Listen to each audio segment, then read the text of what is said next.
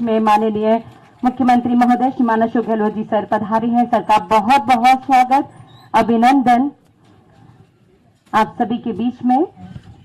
आज इस प्रेस से मिलिए कार्यक्रम में हमारे बीच में पधार चुके हैं। मैं सर से निवेदन करूंगी कि वे मंच पे अपना स्थान ग्रहण करें।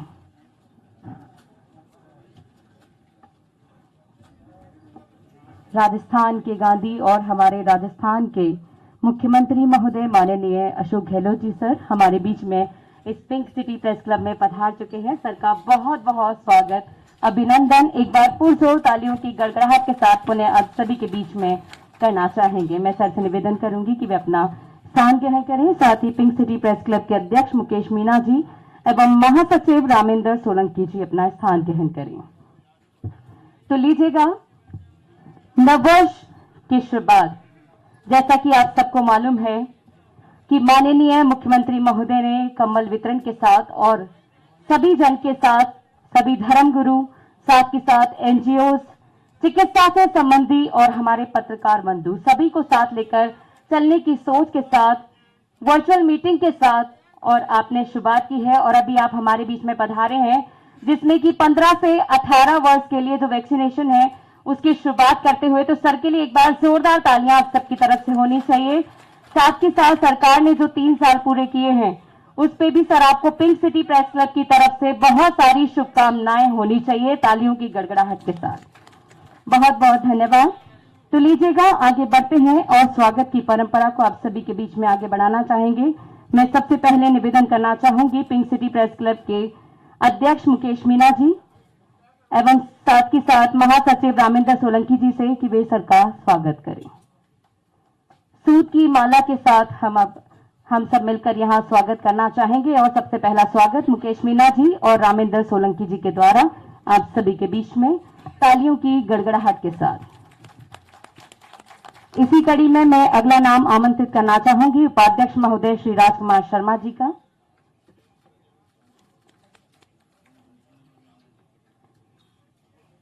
श्री मुकेश पारिक जी। इसी क्रम में मैं आमंत्रित करना चाहूंगी उपाध्यक्ष महोदय, कोषाध्यक्ष महोदय श्री डीसी जैन जी, कार्यकारिणी सदस्य श्री गिरिराज प्रसाद गुर्जर जी, कार्यकारिणी सदस्य श्री भारत भूषण दीक्षित जी,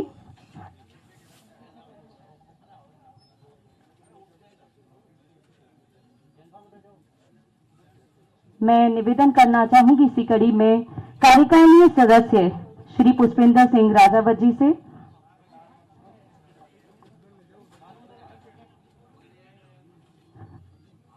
तालियों की गड़गड़ाहट लगातार आप सबकी तरफ से मिलती रहे। कार्यकारिणी सदस्य नमो नारायण अवस्थी जी, कार्यकारिणी सदस्य श्री मांगीलाल पारिक जी, कार्यकारिणी सदस्य श्री राहुल भारद्वाज जी, कार्यकारिणी सदस्य श्रीमती अनीता शर्मा जी से निवेदन करूंगी कि वे पुष्प गुच्छ देकर माननीय मुख्यमंत्री महोदय का स्वागत करें। कार्यकारिणी सदस्य श्री निखिलेश कुमार शर्मा जी, कार्यकारिणी सदस्य श्री ओमवीर भार्गव जी, कार्यकारिणी सदस्य श्री वसीम अकरम कुरैशी जी। ये स्वागत की परंपरा आप सभी के बीच और अब आप सबकी तरफ से एक बार पुनः जोरदार तालियों की गड़गड़ाहट के साथ स्वागत होना चाहिए। बहुत बहुत धन्यवाद। मैं निवेदन करूंगी कि आप अपना स्थान ग्रहण करें। स्वागत उद्बोधन के लिए मैं मुकेश जी से निवेदन करूंगी, लेकिन उससे पहले मैं आप सबके लिए माननीय मुख्यमंत्री महोदय का जिस तरह का व्यवहार हमें देखने को मिलता है उस पर 2 पंक्तियां अर्ज कर रही हूं। उसके बाद कार्यक्रम को आगे बढ़ाऊंगी। सर आपका भी ध्यान इस तरफ चाहूंगी कि कुछ दर्द सहन तो कुछ इलाज करना पड़ता है, कुछ दर्द सहन तो कुछ इलाज करना पड़ता है, कभी सख्त तो कभी नरम मिजाज रखना पड़ता है। कुछ अच्छा करने के लिए आप सबको साथ लेकर चलना पड़ता है। साथियों ये कोरोना काल है, साथियों, ये कोरोना काल है, इसमें हर निर्णय सोच समझ कर लेना पड़ता है। एक बार सर के लिए जोरदार तालियां सबकी तरफ से होनी चाहिए। जिस तरह से देखिए कि हमारी सरकार जिस तरह से कार्य कर रही है कि निर्णय बनाती है, लेकिन जनता को और सभी को साथ लेकर के चलती है, और 3 साल की उपलब्धियां जो देखने को मिली है सच में सराहनीय है। आपका बहुत बहुत आभार है माननीय मुख्यमंत्री जी कि आप इस तरह की सोच को लेकर के चल रहे हैं। तो लीजिएगा, अब आगे बढ़ते हैं। स्वागत उद्बोधन के लिए मैं आमंत्रित करने जा रही हूं आप सभी के अपने युवा अध्यक्ष, जिन्हें की 28 साल में पिंक सिटी प्रेस क्लब ने पहली बार निर्विरोध चुना है। स्वागत के लिए मैं निवेदन करूंगी स्वागत भाषण के लिए अध्यक्ष महोदय श्री मुकेश मीणा जी से।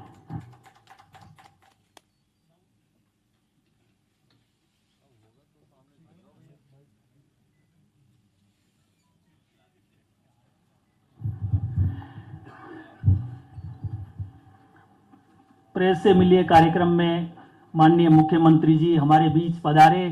हमारे आग्रह को स्वीकार करके इन्होंने बड़ी सहजता का परिचय दिया और हमारे बीच आज इस पिंक सिटी प्रेस क्लब सभागार में है। सबसे पहले मैं नव वर्ष की हार्दिक बधाई एवं शुभकामनाएं देता हूं।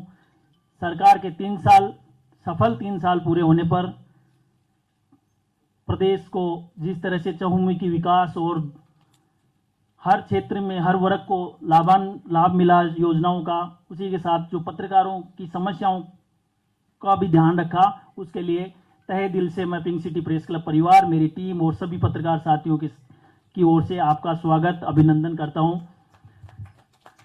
माननीय मुख्यमंत्री जी, हमारे लिए गौरव की बात है कि आज पिंक सिटी प्रेस क्लब में बतौर आप 10 साल बाद सीएम साहब यहाँ आए हैं, तो हम और हमारी पूरी टीम खुश है। पत्रकारों की काफ़ी समस्याएं भी हैं जिनसे आप वाकिफ हैं, और काफ़ी समस्याएं आपने इतनी सहजता से सॉर्ट आउट की, इतनी सहजता से उनका निराकरण किया, उसके लिए हम आपका तहे दिल से आभार है। कोविड का बड़ा विकराल रूप जब सामने देखने को मिला पिछले 2 साल में, तो हमने सब आपसे जब आग्रह किया कि सबसे पहले हमने कहा कि सर वैक्सीनेशन की, तो आपने तत्काल डायरेक्शन जारी किए और पत्रकार और उनके बोले पत्रकारों को नहीं, आपने ये कहा कि नहीं आपके परिजनों को भी वैक्सीनेट होना चाहिए। तो आपने सहजता से डायरेक्शन दिए और हमारे इस प्रेस क्लब में 2700 पत्रकार और परिजनों को वैक्सीनेशन लगा। आपका तहे दिल से साधुवाद।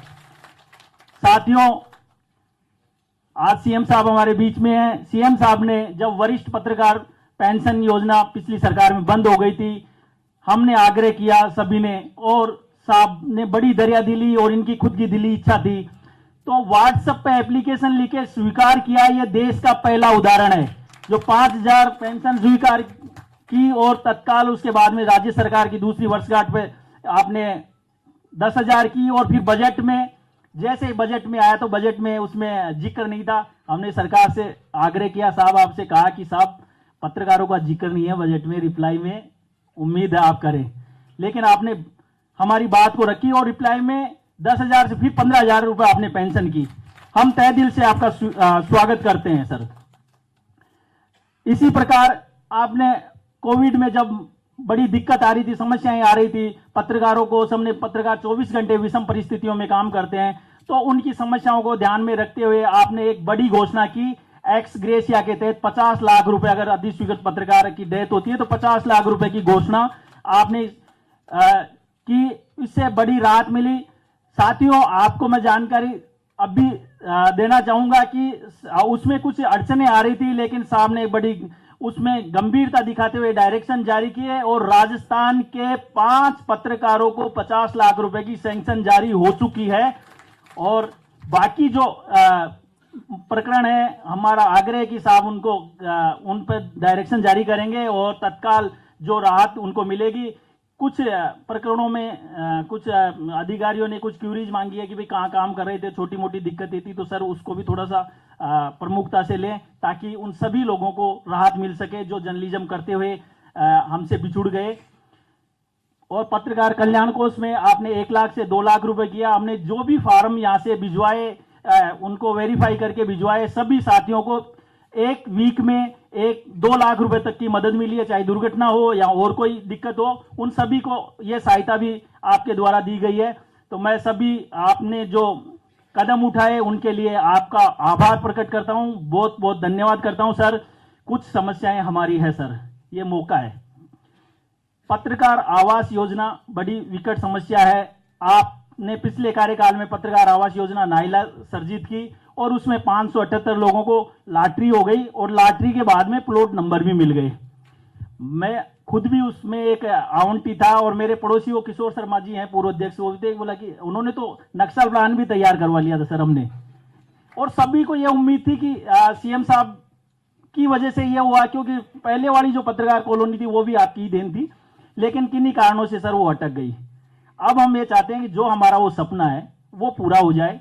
आप मीडिया फ्रेंडली है, आप हमारे परिवार के मुखिया है और आप हमारे प्रेस क्लब के मानद सदस्य हैं, इस परिवार के मुखिया हैं। तो पत्रकार आवास योजना मिले 578, वो उनका निराकरण हो जाए। जो नए पत्रकार है उन साथियों को भी इसमें उनके आवेदन मांग लिया जाए और उनको आवास मिल जाए। एक सर, आज अभी कोविड के दौरान हमें ये देखना पड़ा कि काफी समस्याओं का सामना करना पड़ा। बड़े संस्थानों ने छटनियां की, काफी दिक्कतें आई, राइडर भी लगाए गए, कुछ साथी बेरोजगार भी हुए, लेकिन आपने राहत प्रदान की, उसके लिए आपका आभार। लेकिन अब चूंकि डिजिटल जमाना आ गया, डिजिटल मीडिया का बड़ा युग है, तो अब सर जो बदलते परिप्रेक्ष्य में एक नया डिजिटल मीडिया आ रहा है, तो हम चाहते हैं सर उसमें क्या है कि जो जॉब क्रिएशन भी है, नए पत्रकारों को वहां जॉब मिल रहा है, तो डिजिटल मीडिया अगर पॉलिसी लाई जाती है, लागू की जाती है, तो प्रदेश के काफी पत्रकारों को उसको संबल मिलेगा, तो उसका लाभ मिले। डिजिटल मीडिया पॉलिसी लागू की जाए। राजस्थान में 1-2 स्टेट, छत्तीसगढ़, एमपी की तरफ उसका प्रोसेस भी है, लागू भी की गई है, ताकि उनको संबल भी मिलेगा और एक नया जो माध्यम है जो उसका फायदा मिलेगा। तो डिजिटल मीडिया पॉलिसी लागू की जाए। एक हमारी सर पत्रकार सुरक्षा कानून, चूंकि पत्रकार 24 घंटे विषम परिस्थितियों में काम करते हैं, अपनी जान जोखिम में डालते हैं। किसी की अच्छी खबर लिखते हैं तो तारीफ मिल जाती है, लेकिन अगर किसी के अगर आलोचना, कमियां अगर आ जाती है तो कई बार कई माफियाओं से भी उनको जूझना पड़ता है। तो पत्रकार सुरक्षा कानून लागू किया जाए प्रदेश में, ताकि पत्रकार बेखौफ होकर अच्छी तरह से काम कर सके और निष्पक्षता से अपनी आवाज बुलंद कर सके। एक कैशलेस मेडिक्लेम पॉलिसी आपकी है सर। आपने प्रदेश के जन जन को चिकित्सा सुविधा देने के लिए आपने चिरंजीवी योजना लागू की, बहुत ही बेहतरीन योजना लागू की है और देश की पहली योजना है जो राइट टू हेल्थ की तरफ अग्रसर है, आप ला रहे हैं। हम सर ये निवेदन करते हैं कि हम चिरंजीवी योजना के हम भागीदार, हम अपना वो क्लेम खुद कराते हैं। आपसे आग्रह है कि जो मेडिक्लेम कैशलेस है, कुछ अधिकारी ये मंशा रखते हैं कि जो मेडिक्लेम कैशलेस 3 लाख की जो पहले से चल रही है उसको रोक दिया जाए, तो उसको कंटिन्यू करें, कंटिन्यू रखें। हमारी जो कैशलेस मेडिक्लेम पॉलिसी उसको कंटिन्यू रखें और चिरंजीवी को इसमें कन्वर्ट नहीं करते, उसको पृथक ही रखें सर। साथ ही जो अधिसूचना नियमों में थोड़ी सी अड़चन आ रही है सर, हमारे काफी पत्रकार साथी अपने फोटो जर्नलिस्ट है, वीडियो जर्नलिस्ट है, कुछ लोग हैं जो 10-10 साल से काम कर रहे हैं, काफी है। तो उनमें क्या है कि एक शैक्षिक योग्यता का राइडर लगा हुआ है, अब 10 साल से जर्नलिज्म कर रहा है, 12वीं पास तक सीनियर सेकेंडरी पहले थी, लेकिन उनका ग्रेजुएशन करने से वो एक्रेडिटेशन रुक रहा है। अगर उनका शिथिलता दी जाए, पहले भी दी गई है शिथिलता, काफी अधिसूचना हुए भी हैं, तो उनमें शिथिलता मिल जाएगी, तो हमें उन सभी साथियों को अधिसूचना का लाभ मिलेगा और उनको बड़ा प्रोत्साहन मिलेगा। तो अधिसूचना नियमों में सरलीकरण किया जाए, उनका राहत प्रदान की जाए। इसके साथ में जो नए पत्रकार हैं, अगर नए पत्रकार हैं और जो पुराने पत्रकार हैं जिनके पास शैक्षिक दिक्कत है, उनके लिए हम प्रेस क्लब भी आपके साथ है और आप एक इंटीग्रेटेड कोर्स या कोई कुछ करा सकते हैं 3 महीने का, या कुछ ट्रेनिंग करा सकते हैं, वो आप राज्य सरकार अपने स्तर पर उसका खर्चा भी वहन करे, ताकि सभी पत्रकारों को एक अच्छा फायदा मिलेगा और उसका लाभ भी मिलेगा। लघु और मध्यम समाचार पत्रों में एक 2013 की पॉलिसी थी, तो उसमें काफी दिक्कतें आ गई थी, तो हर महीने 4 डिस्प्ले विज्ञापन मिले। हालांकि आपने तो बड़ा दिल दिखाते हुए पहली बार कोविड में जिन पत्रकार समाचार पत्रों के विज्ञापन उनके पेमेंट नहीं हो रहे थे, आपने खुद ने डीपीआर की तरफ से फोन कर करके मंगवाया और पेमेंट किया और उनको संबल प्रदान किया, तो बड़ी अच्छी बात है। तो उनको भी 4 डिस्प्ले विज्ञापन का या वो राहत दी जाए। कोविड जो प्रभावित जो पत्रकार थे उनको राहत पैकेज की हमने आग्रह कर दिया कि उनको कोई राहत पैकेज दिया जाए, ताकि हमें इसका फायदा मिल सके सर। मैं फिर आपका आभार जताता हूं। हमारी जो कुछ छोटी समस्याएं हैं उनका निराकरण करें। पत्रकार आवास योजना तो सर बहुत बड़ी योजना है। हम तो प्लॉट आवंटन हो गए, प्लॉट नंबर ले लिए सबने, और वो योजना आपकी थी और आपसे अभी उम्मीद है हमें कि वो हमें योजना मिलेगी। हमारे प्रेस क्लब में आप पधारे हैं, मैं तहे दिल से हमारे सभी साथियों की ओर से बहुत बहुत आभार व्यक्त करता हूं मैं आपका। हमारे वरिष्ठ साथी हैं वो सारे खुश हैं, उनको पेंशन की स्कीम मिली, उनको भी कहीं अड़चन आ रही है तो उनको भी राहत दें। और बाकी सभी युवा पत्रकार बड़े जोश और बड़ी उत्साह से उमंग से आपसे उम्मीद है कि उन सभी को जो आवास का सपना वो पूरा होगा और जो बाकी समस्याएं वो समाधान होगी। हमें एक समयबंद टाइमबंद, और सबसे बड़ी बात सर, आपने अभी जो कमेटियों का गठन किया है सर, काफी लंबे समय बाद में कमेटियों का गठन किया, तो हमें उम्मीद आपने पहले ही प्रयास शुरू कर दिए कि भाई पत्रकारों की सुविधा प्रमुखता से होनी चाहिए। तो उसके लिए आभार आपका तहे दिल से। हम चाहते हैं कि भाई कमेटियों की प्रॉपर मीटिंग हो, तत्काल इसका फायदा मिले और ये लाभ सभी युवा पत्रकार है, वरिष्ठ पत्रकार है, इनको लाभ मिले। तो मैं बहुत तहे दिल से आपका आभार अभिनंदन करता हूं। इस पिंक सिटी प्रेस क्लब में प्रेस से मिले कार्यक्रम में 10 साल बाद आप आए हैं और आप आगे कंटिन्यू ये अनवरत आपका आना रहेगा और हम आपके संपर्क में साथ में रहेंगे। बहुत बहुत धन्यवाद, आभार। बहुत बहुत धन्यवाद मुकेश मीणा जी। और अब बिना किसी देरी के सीधे चलते हैं आप सभी के बीच में। मैं निवेदन कर रही हूं माननीय मुख्यमंत्री महोदय श्रीमान अशोक गहलोत जी सर से कि वे अपना उद्बोधन। अब सीएम साहब तीसरी वर्षगांठ पर संबोधन करेंगे। उसके बाद में अपने पत्रकार साथियों के सवाल जवाब होंगे। कोई जो सवाल करेंगे वो हाथ खड़ा करेंगे या पर्ची देंगे, ताकि फिर उनका नाम मैं बोलूंगा, वो आसानी से सवाल जवाब होंगे। और बड़ी धैर्यता का आप सब परिचय दे रहे हैं और आप यहाँ मौजूद हैं। आप सब सीएम साहब को सुनने के लिए उत्सुक हैं। धन्यवाद सर। आप धन्यवाद। एक बार निवेदन माननीय मुख्यमंत्री महोदय से आप सभी के बीच में तालियों की गड़गड़ाहट के साथ।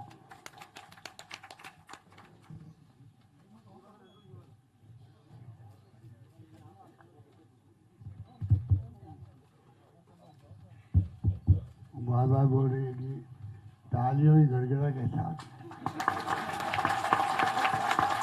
वोट मिले नहीं अभी इनको, ताली कैसे बजेगी?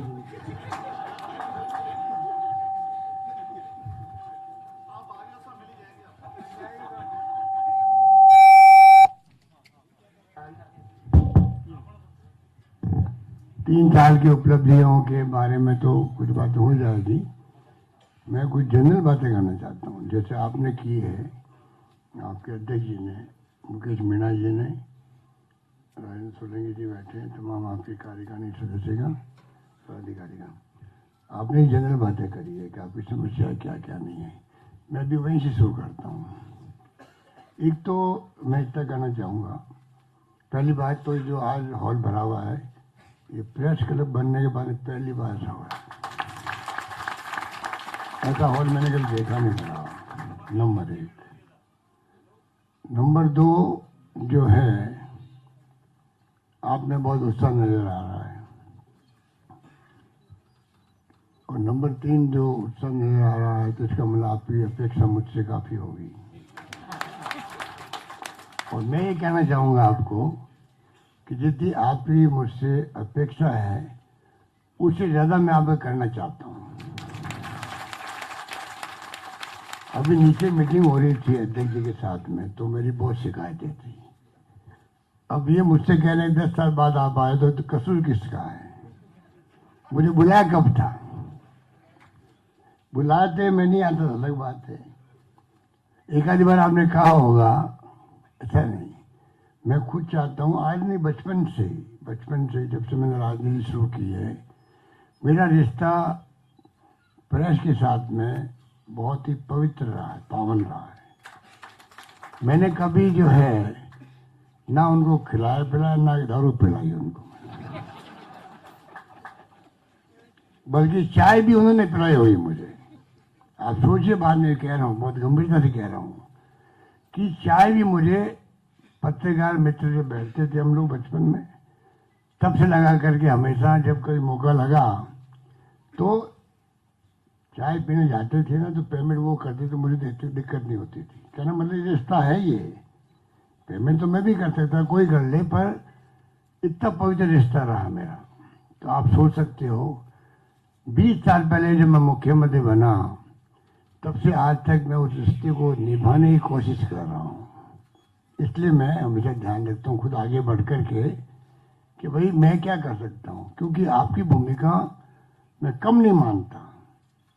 अगर कोई राजनीतिक कार्यकर्ता है, कोई सबसे एमएलए भी बनते नहीं है, मंत्री मुख्यमंत्री नहीं बनते, पर जो काम तो करते हैं, तो उसी ढंग से आप लोग जिंदगी में एक आपने चुनाव किया इस क्षेत्र में आने का, और कितनी कठिनाई आती होगी सभी तरह की, फाइनेंशियली भी और भी कठिनाई आती होगी, उसको आप फेस कर रहे हो। कोई वीकली, कोई फोर्टनाइटली निकालता है, कोई डेली निकालने की कोशिश करता है, फिर फेल हो जाता है, वापस शुरू करता है। कितने प्रयोग करते हैं आप में से कई लोग, मैं देखता रहता हूँ।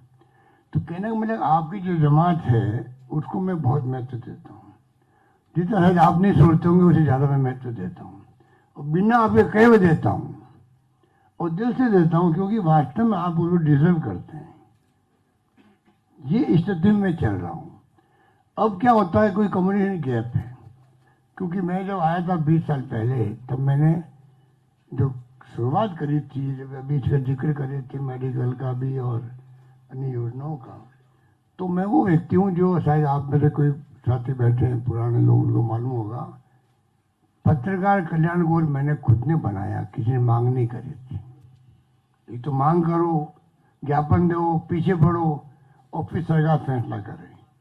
और एक मुख्यमंत्री खुद कह रहा कि नहीं, पत्रकार कल्याण कोष बनना चाहिए, साहित्यकार कल्याण कोष बनना चाहिए। बाद में मैंने साहित्यकारों को किया, फिर मैंने कलाकारों को किया, पर शुरुआत मैंने पत्रकार कल्याण कोष से करी थी। उससे अंदाज लगा लीजिए कि मेरे दिल में क्या है, मेरे दिल में क्या है। अच्छा, मुझे कोई न्यूज़ छपे या नहीं छपे, मैं ज़्यादा चिंता नहीं करता हूँ, क्योंकि आपकी अपनी मजबूरी है, आपके मालिकों की मजबूरी है। मालिकों को कोई कमिटमेंट है नहीं आपकी तरह, मालिक तो मालिक है, वो तो इंडस्ट्री की तरह, इंडस्ट्रियलिस्ट की तरह है, वो व्यापारी है, वो तो चाहे वो कुछ नाराज मुझसे हो सकते हैं, तो मैं जानता हूँ वो जब चाहे आपको हटा सकता है, निकाल सकता है, जब चाहे। जब हम लोग ट्रांसफर पोस्टिंग करते हैं, वो ट्रांसफर पोस्टिंग कर देता है। आप इस्तीफा नहीं दो तो आपको बेंगलोर भेज देगा, आप क्या करोगे? नौकरी छोड़ दो भाई, और किसी ग्रुप को देखो। अपन ये हालातों में आप लोग चल रहे हो, आपकी पीड़ा आप भी समझ सकते हो। लिखने की स्वतंत्रता आपकी, चौथा स्तंभ आप, और उसके बाद में आपकी मजबूरी। तो सरकार जितना करे वो कम है आपके लिए, मेरा मतलब ये कहने का मतलब ये था, क्योंकि आपकी जिंदगी अलग तरह की है। उसके बाद में आप संघर्ष करते करते अपना आपको, परिवार को पाल रहे हो, खुद आप अपना आप को एक्टिव रखते हो, और वो कॉन्ट्रीब्यूशन सरकार के लिए, पब्लिक के लिए है। आपकी भूमिका भी, अगर आप सत्य और तर्क से लिखो, आलोचना भी करो, तो ये पब्लिक इंटरेस्ट के अंदर है। कुछ लोगों को छोड़ दीजिए, इन्हीं गिनों को, जो भले उसमें राइट लेफ्ट करते होंगे, हो सकता है उसमें उनकी मजबूरी हो, इसलिए मैं माइंड नहीं करता हूँ। समझ गया आप? मैं माइंड नहीं करता हूँ। तो ये तमाम बातें मैं मेरी जिंदगी में देख चुका हूँ, और मेरी अंतिम सांस तक मैं मीडिया का ध्यान रखूंगा, ऐसा कह सकता हूँ, क्योंकि मेरा कमिटमेंट है। आपने नहीं कहा मुझे बातें, आपने नहीं कहा, आपने मुझे कोई एक्स्ट्रा फेवर भी नहीं किया है। किया होगा तो अपने दिल से किया होगा, लिखने में किया होगा, अपने हिसाब से किया होगा, जजमेंट से किया होगा। तो मैंने कहीं बुला के मेरे कमरे में बात नहीं करी कि भाई आप जरा इसको देखो, आप क्या कर सकते हो, झूठी खबरें फैलाओ या झूठी खबरें दो, या मेरे पक्ष में लिखो या ये लिखो, ठीक है, कभी कोई पॉइंट बता दिया हो, ये भी हो सकता है। कहना मतलब मैं अलग तरह का आदमी हूँ, अलग तरह की मैंने जिंदगी में राजनीति करी है, और मुझे संतोष से पूरा मेरी जिंदगी का, मेरे कहना चाहिए कि सोच का, मेरी अप्रोच का, मेरी सेवा का संकल्प है। मुझे बड़ा आनंद आता है जब मैं फैसले करता हूँ पब्लिक के लिए। पब्लिक के साथ मेरा कमिटमेंट पूरा है। इंसान के लिए मैं अगर मंदिर मस्जिद जाता हूँ तो मैं प्रार्थना करता हूँ पूरे ब्रह्मांड की। मैं कभी नहीं मांगता मुझे ये दो, मुझे वो दो, ये कर लो, वो कर लो। मैं मांगता हूँ पूरे ब्रह्मांड में जो मानव मात्र, जीव जंतु जो भी है, सबका कल्याण हो। मेरी वो 1 मिनट या आधा मिनट की प्रार्थना होती होगी। आज तक मैंने यही किया है जहाँ कहीं गया हूँ हिंदुस्तान में, दुनिया के अंदर। और मेरा विश्वास उसी के अंदर है।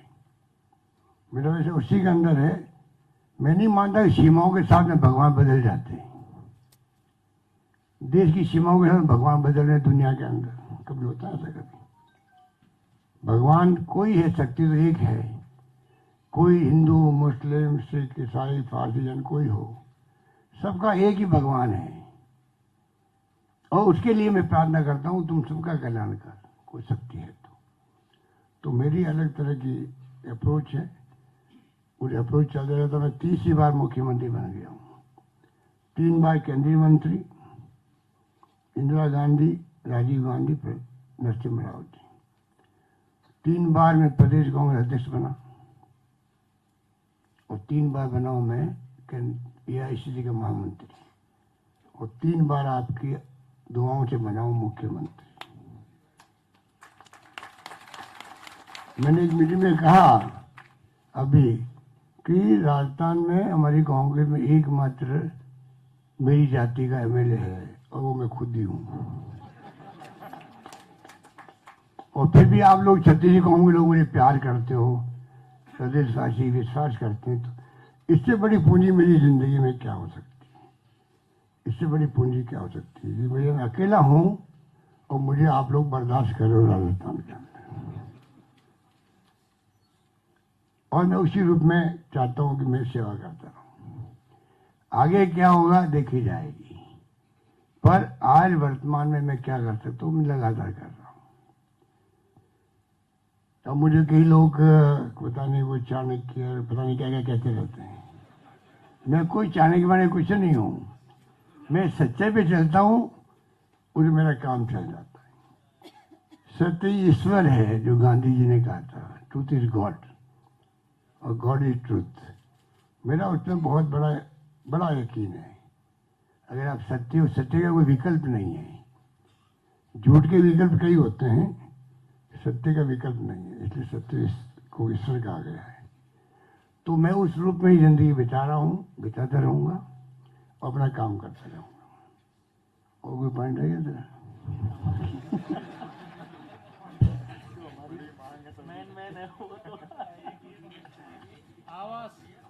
लिखा है, मैंने लिखा है भाई।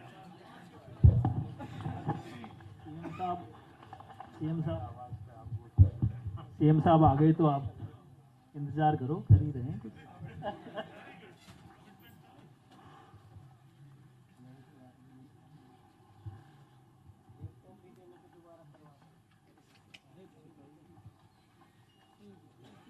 कोई क्वेश्चन से करना आपको? पहले ये हो जाए, फिर उसके बाद में किसी। ये गोवर्धन बड़ा मिस्चीवियस आदमी है। ये खुद ही भड़कता है, आस पास वालों को भड़का देता है।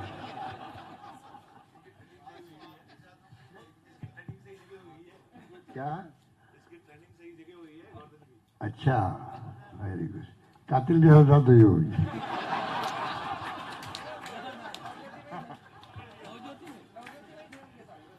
कातिल साहब ये पोसाने पड़े हुए कौन कौन हाथ खड़े करो? कोई नहीं है। कुछ लोग हैं हाथ खड़े करने उनको शर्म आ रही है।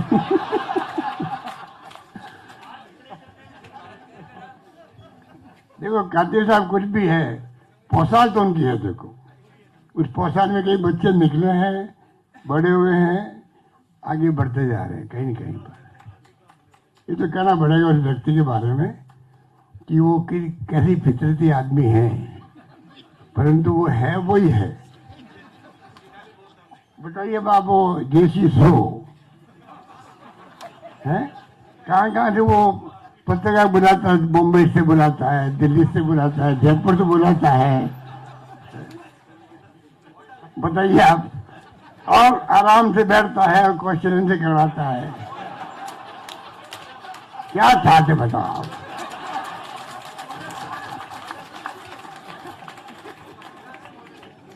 बहुत बड़ी चीज है वो भी अपने आप के अंदर। सुबह यूपी गवर्नमेंट में देखता था मैं उसको, सुबह 4 बजे आता फ्लाइट से पीएम के साथ में, और स्नान करके 6 बजे वापस उपराष्ट्रपति के साथ वापस जा रहा बाहर। तो कुछ तो खासियत थी। 10 साल तक उसने पूरी दुनिया छान मारी, प्रधानमंत्री, राष्ट्रपति, उपराष्ट्रपति, कुछ तो खासियत है उसके अंदर, ये तो मानना पड़ेगा। और वो नई बात नहीं है। कातिल कोई नाम रखा गया तो सोच के रखा गया। कितने लोगों कत्ल किया होगा पता नहीं आता। वो नौकरी में था तभी कत्ल करता था, अब भी नकल करता है। ऐसा आदमी मिलना बहुत मुश्किल है। देखो, अजय जो की कमी है वो भी वो शेयर कर लेता है। बहुत कम लोग ऐसे होते हैं, ये उसकी प्लस पॉइंट है। जिंदगी में कमियां जो होती है, थोड़े से बैठेगा, प्लेन में जाएंगे हम लोग तो पहले सीट बुक करवाने के पास वाली सीट बुक करा लेगा, और वो बातें सब बोल देगा जो उसको नहीं बोलनी चाहिए। तो ये उसकी खासियत भी है। और अपना काम जिंदगी निकाल रहा। अब तो वो बैचलर में निकाल रहे हैं। बैचलर है क्या वो वास्तव में?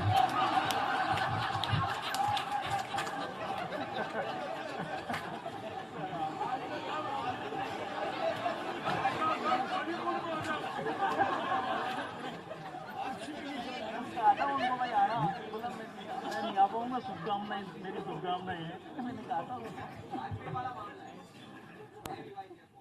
क्या किसका?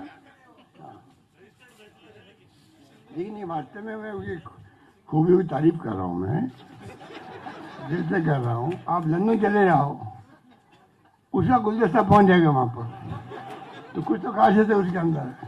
बम्बई जाओ, गुलदस्ता जगदीश चंद्र, बताइए आप। मतलब उसका सिस्टम देखो। ये सीखने की बातें हैं अपने को, कई बातें सीखो उससे कि आदमी गुलदस्ता बेचता है। कहीं जाओ आप, किसी को बेचना हो, और पटाना में एक मास्टर आदमी, पटाना का।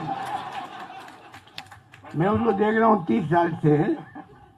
पहले हमारे नेता थे यहाँ पर, मैं केंद्रीय मंत्री था, एक बार इंचार्ज बने थे यहाँ बीसी शुक्ला, हमारे केंद्रीय मंत्री थे, इंचार्ज राजधानी थे। तो हमारे कांग्रेस नंबर 1 जगदीश कार्तिक उनके खास थे। फिर नटवर सिंह जी आ गए, तो नंबर 1 वही थे उनके। रामबाग उनका पक्का। रामबाग में कादिर साहब का रुतबा चलता है। और फिर आगे हमारे अहमद पटेल हो, चाहे वो अजय माकंडी हो, कोई भी हो, वो अपने हिसाब से सबको इम्प्रेस करता। देखो, ये बात तो कहनी बड़ी इम्प्रेस करता है। अब देखिए आप, पट्टी हैं। पट्टियों का मास्टर कौन है? जगदीश कार्तिक है। किसी को पकड़ रखा उस आदमी ने, किसी पकड़ रखा है, उसकी उसे मास्टरी करवा दी और कह दिया कि इसमें कॉम्प्रोमाइज नहीं होगा, पट्टियां वही चलाओ जो मेरे संबंध जो बिगड़ते बनते हैं उसके साथ चलाते रहो। तो ये तो बहुत बड़ी बात है। इस रूप में क्या वो पहले उसमें थे, ईटीवी में थे, फिर वो चले गए जी में, जी से पहुंच गए फर्स्ट इंडिया। अब आगे का रास्ता तो वो जानते थे, अपने नहीं मालूम। तो वो अपना इंतजाम एडवांस में रखते हैं, अपना इंतजाम एडवांस में रखते हैं वो, है ना। एडवांस में है उनका इंतजाम। अगर फर्स्ट इंडिया से अगर हटना है तो कहाँ जाना उनको मालूम पहले। तो ये बातें तो हुई आपके कातिल साहब के बारे में। अब तो पानी वाली पीलू में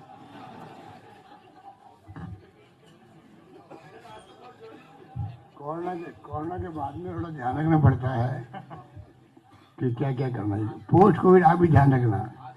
कोरोना का ध्यान रखो, कोरोना किसी को नहीं होना चाहिए। मास्क लगाओ, सोशल डिस्टेंसिंग रखो, प्रोटोकॉल अपनाओ, वैक्सीन लगाना जरूरी है।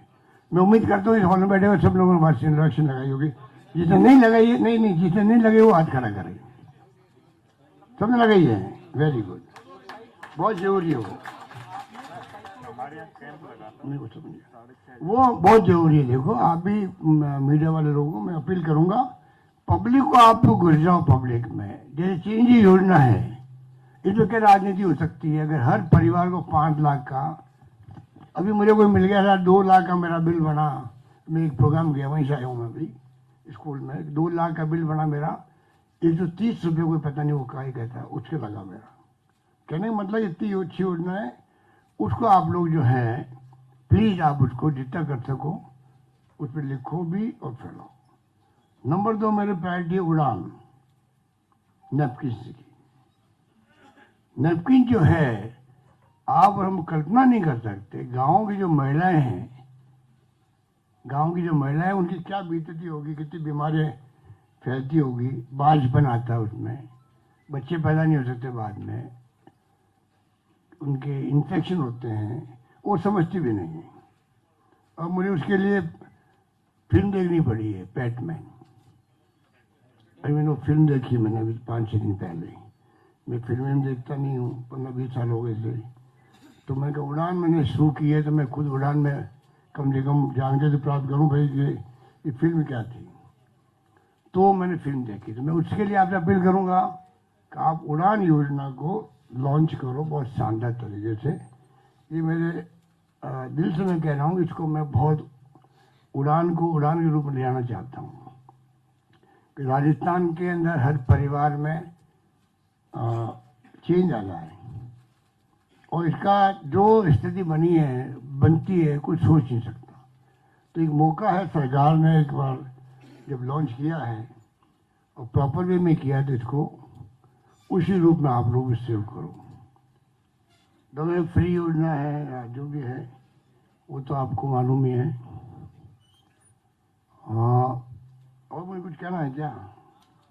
कहने का बहुत सारी बातें।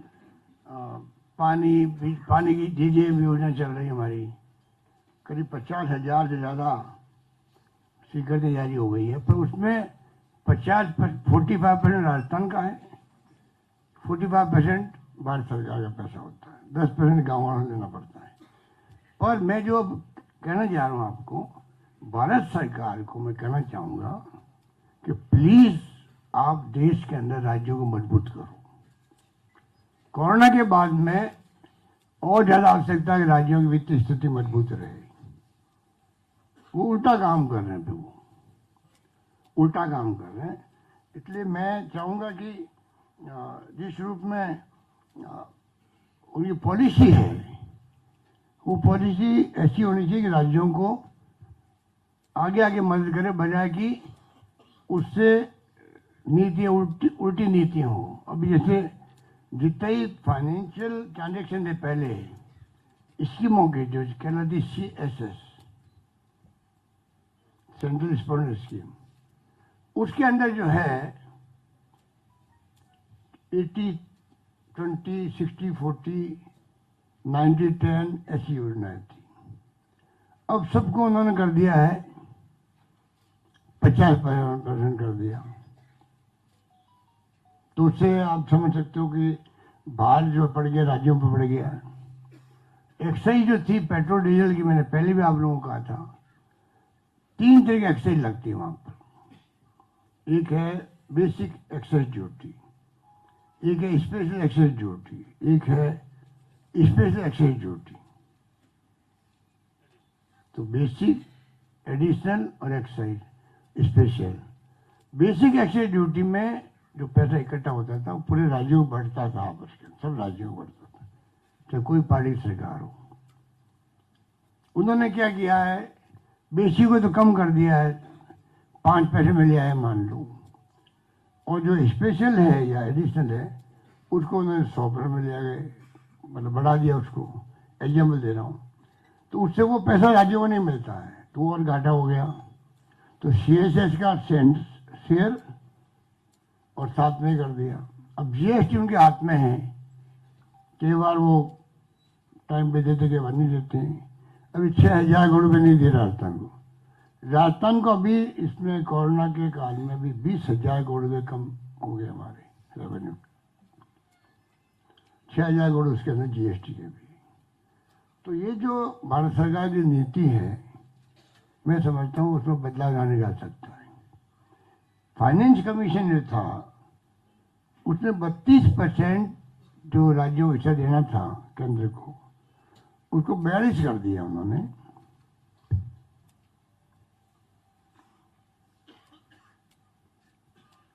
कर दिया तो हमें बड़ी खुशी हुई।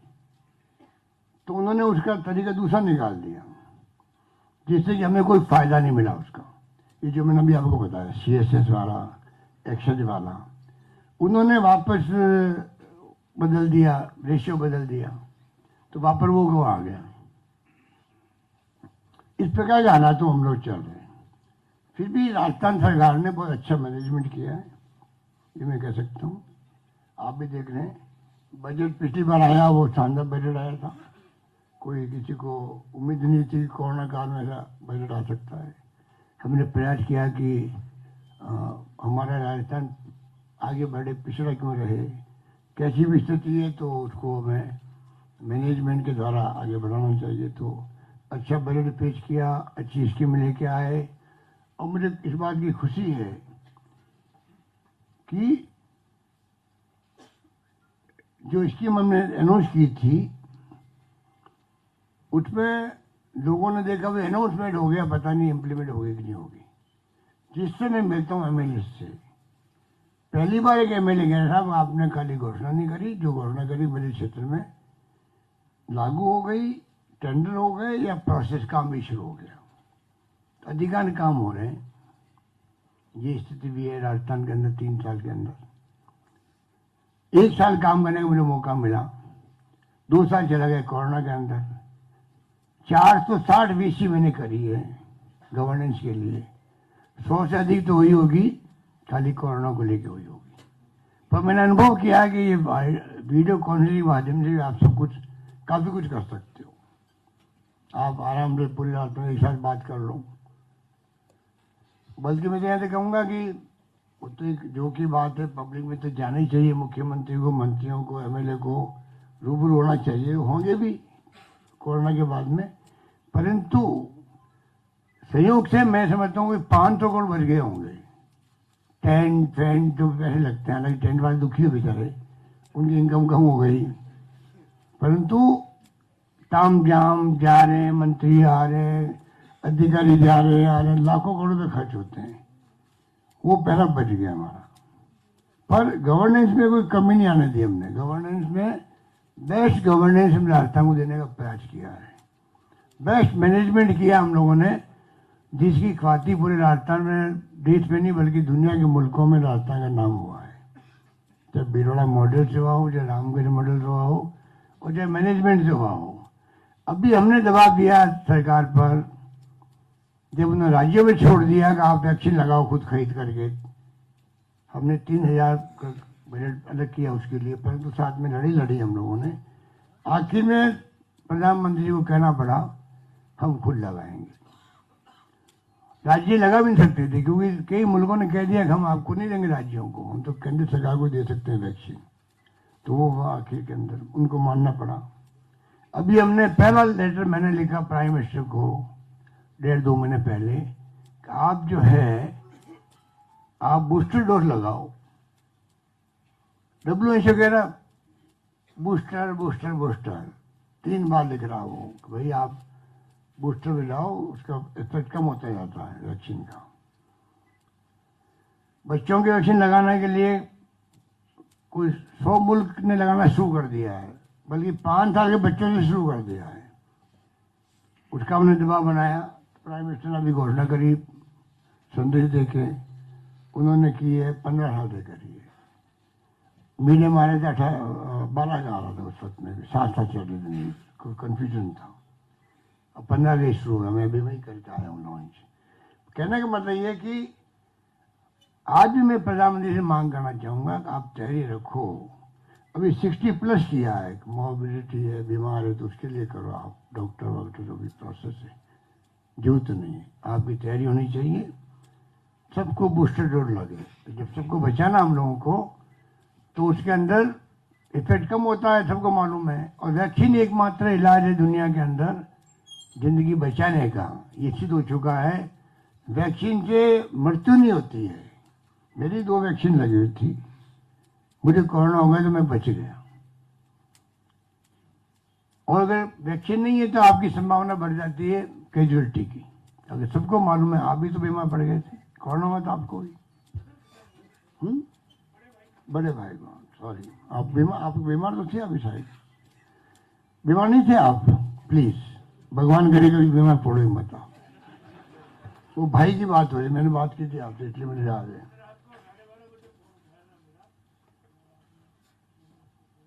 फोन में रात को 12 बजे उठाता हूँ। तो कहने का मतलब है कि ये तमाम बातें जो है हमने बहुत अच्छा इंतजाम किया है। अब भी पूरी तैयारी हमारी है। 3rd वेव कैसी भी आएगी, मैं आपको यकीन दिलाना चाहूंगा आपके माध्यम से प्रदेशवासियों को, कोई कमी नहीं आने दी जाएगी। ऐसी व्यवस्था हमने कर रखी है। ये करेंगे उसी ढंग से हमने, क्योंकि ऑक्सीजन की मारामारी कैसी हुई, हाहाकार मर गया देश के अंदर, दवाइयों के लिए हाहाकार मर गया। हमने चार्टर प्लेन किया उस वक्त में दवाई लाने के लिए, एक बार मुंबई से। एक दिन में देरी क्यों हो, एक दिन देरी में कोई आदमी मरे क्यों? तो यहाँ तक हमने संवेदनशीलता दिखाई, चार्टर प्लेन करना पड़ा हो तब भी हमने किया, पर दवाएं टाइम पे लाने की कोशिश करी। ऑक्सीजन के लिए जितना प्रयास कर सकता था मैं, व्यक्तिगत रूप से भी, जो मिलने वालों से भी, किसी को नहीं छोड़ा। अंबानी, अडानी हो, चाहे वो रोलिया हो, चाहे वो मित्तल हो, एलन मित्तल, इन जिनके पास में ऑक्सीजन के खुद के प्लांट हैं, बड़ी बड़ी रिफाइनरी हैं, उन सबसे भारत सरकार ने तो किया, अलॉटमेंट की कहीं किया, नॉर्थ ईस्ट में भेज दिया मैं वहां से लाने के लिए, जो संभव नहीं था। पर किसी ढंग से दबाव बनाया केंद्र सरकार पर, 3 मंत्रियों मैंने भेजा और हमने किसी ढंग से काम निकाला। बदनामी हमारी नहीं हुई, जो कर्नाटका में और नोएडा में 1 घंटे की ऑक्सीजन बची है, 30 मिनट की बची है, 15 मिनट की बची है, और आगे मर गए बेचारे। तो उस वक्त बहुत लोग मरे हैं, करीब 4.5 लाख लोग मरे हैं देश के अंदर, तो कोई कम बात नहीं है। कहने का मतलब कि राजस्थान ने बहुत अच्छे ढंग से कोरोना मैनेजमेंट भी किया, स्वास्थ्य सेवाएं बढ़ा रहे हम लोग। शिक्षा में अब राजस्थान में IIT, IIM, IIIT, MNIT तो पहले ही है, मतलब सारी संस्थाएं जो प्रतिष्ठित है, एम्स सब आ चुके रहते हैं। और हमने भी 123 कॉलेज खोली मैंने, ये भी बड़ी उपलब्धि है। और ये मैंने कह दिया कि जहाँ 500 लड़कियाँ होंगी उसको स्कूल को कॉलेज बना दिया जाएगा। बहुत बड़ा फैसला ये है। अभी मैं जहाँ जाके आया हूँ 1300 बच्चियाँ थी, 1300 बच्चियाँ थी अभी सिटी के अंदर। मैंने वो घोषणा करके आया हूँ, आपकी स्कूल कॉलेज बन गई आज के बाद में। क्योंकि सेकेंड वर्ल्ड वॉर का जो किस्सा है उसमें लोग कहते हैं कि जापान, कोरिया और ये जमीन से बर्बाद हो गए थे। उन्होंने क्या किया, शिक्षा में जोड़ दिया, स्वास्थ्य के साथ में। अगर शिक्षा है, आपका मानव संसाधन है, तो वहाँ पर उठ खड़े होंगे, साइंटिस्ट बनेंगे, इंजीनियर बनेंगे, टेक्नोक्रेट बनेंगे, सब कुछ बनेंगे। और शिक्षा ही नहीं है आपके, तो आप आपको तकलीफ आएगी पैरों पे खड़े होने में। आज सब राष्ट्र जो है विकसित राष्ट्र के रूप में है, तो मैं समझ तकलीफ हो रही है। कोई तकलीफ है आपको? बताओ।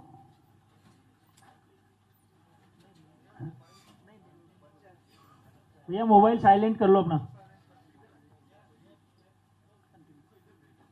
तो ये जो स्थिति है, ये जो मैं समझता हूँ कि इसको भी अपन ने वो ढंग से टैकल किया है। तो पानी की स्कीम JJM काम चल रहा है। बिजली में हम लोग आत्मनिर्भर अभी हैं, पर बिजली की मांग बढ़ती जाती है, तो आगे फ्यूचर प्लांट बनाने पड़ते हैं आपको। सोलर में बहुत बड़े रूप में आ रहा है। विंड में 4500 मेगावाट बिजली मुझे याद है 20 साल पहले हमने 2 मेगावाट से मैंने शुरू की थी जैसलमेर के अंदर, 2 मेगावाट से, और 4,500 मेगावाट बिजली का उत्पादन राजस्थान में हो रहा है विंड से। सोलर से भी होने लग गया, 3,000 के क्रॉस कर गए होंगे, और उसका तो अनंत है, मतलब कोई अंत ही नहीं है, इतना रेगिस्तान पड़े हुए हैं। और अब जो 24-25 को अगर इवेंट होती है हमारी इन्वेस्टमेंट इवेंट, क्योंकि कोरोना के कारण से जो गाइडलाइन निकल रही है, देख रहे हैं कितने पैसे बढ़ रहे हैं, उस पर निर्भर करेगा। पर अगर मान लीजिए आ जाता है तो हम लोग इसको देखेंगे कि इसमें सोलर को भी हम तवज्जो दे रहे हैं। संभावना काफ़ी अच्छी, को 5 लाख करोड़ के तो इन्वेस्ट में एमओयू हो गए हैं।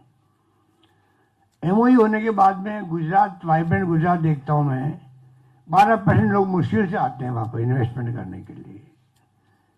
आंकड़े तो मोदी जी के वक्त से ही 5 करोड़ 6 लाख करोड़ के होते थे, आते हैं 10-12 करोड़, 10-12% आते हैं। हमारे हम ये प्रयास करें कि एमओयू पहले करा रहे उस वक्त में हम तय कर लें कि एमओयू के वक्त में जब आप 24-25 को प्रोग्राम करेंगे हम लोग, उस वक्त कितने आपको जिनके पास जमीनें हैं वो काम उस दिन शुरू कर सकते हैं क्या, शिलान्यास का एक नया अप्रोच करने की कोशिश करें। क्योंकि रोजगार जो है वो नौकरी सरकारी नहीं मिल सकते सबको। 1 लाख नौकरी दी अभी हमने, 1 लाख के पास चल रहा है, एक सीमा होगी उसकी। तो प्राइवेट सेक्टर को जितना हम लोग डेवलप करेंगे उतना ही ज़्यादा आने की संभावना है।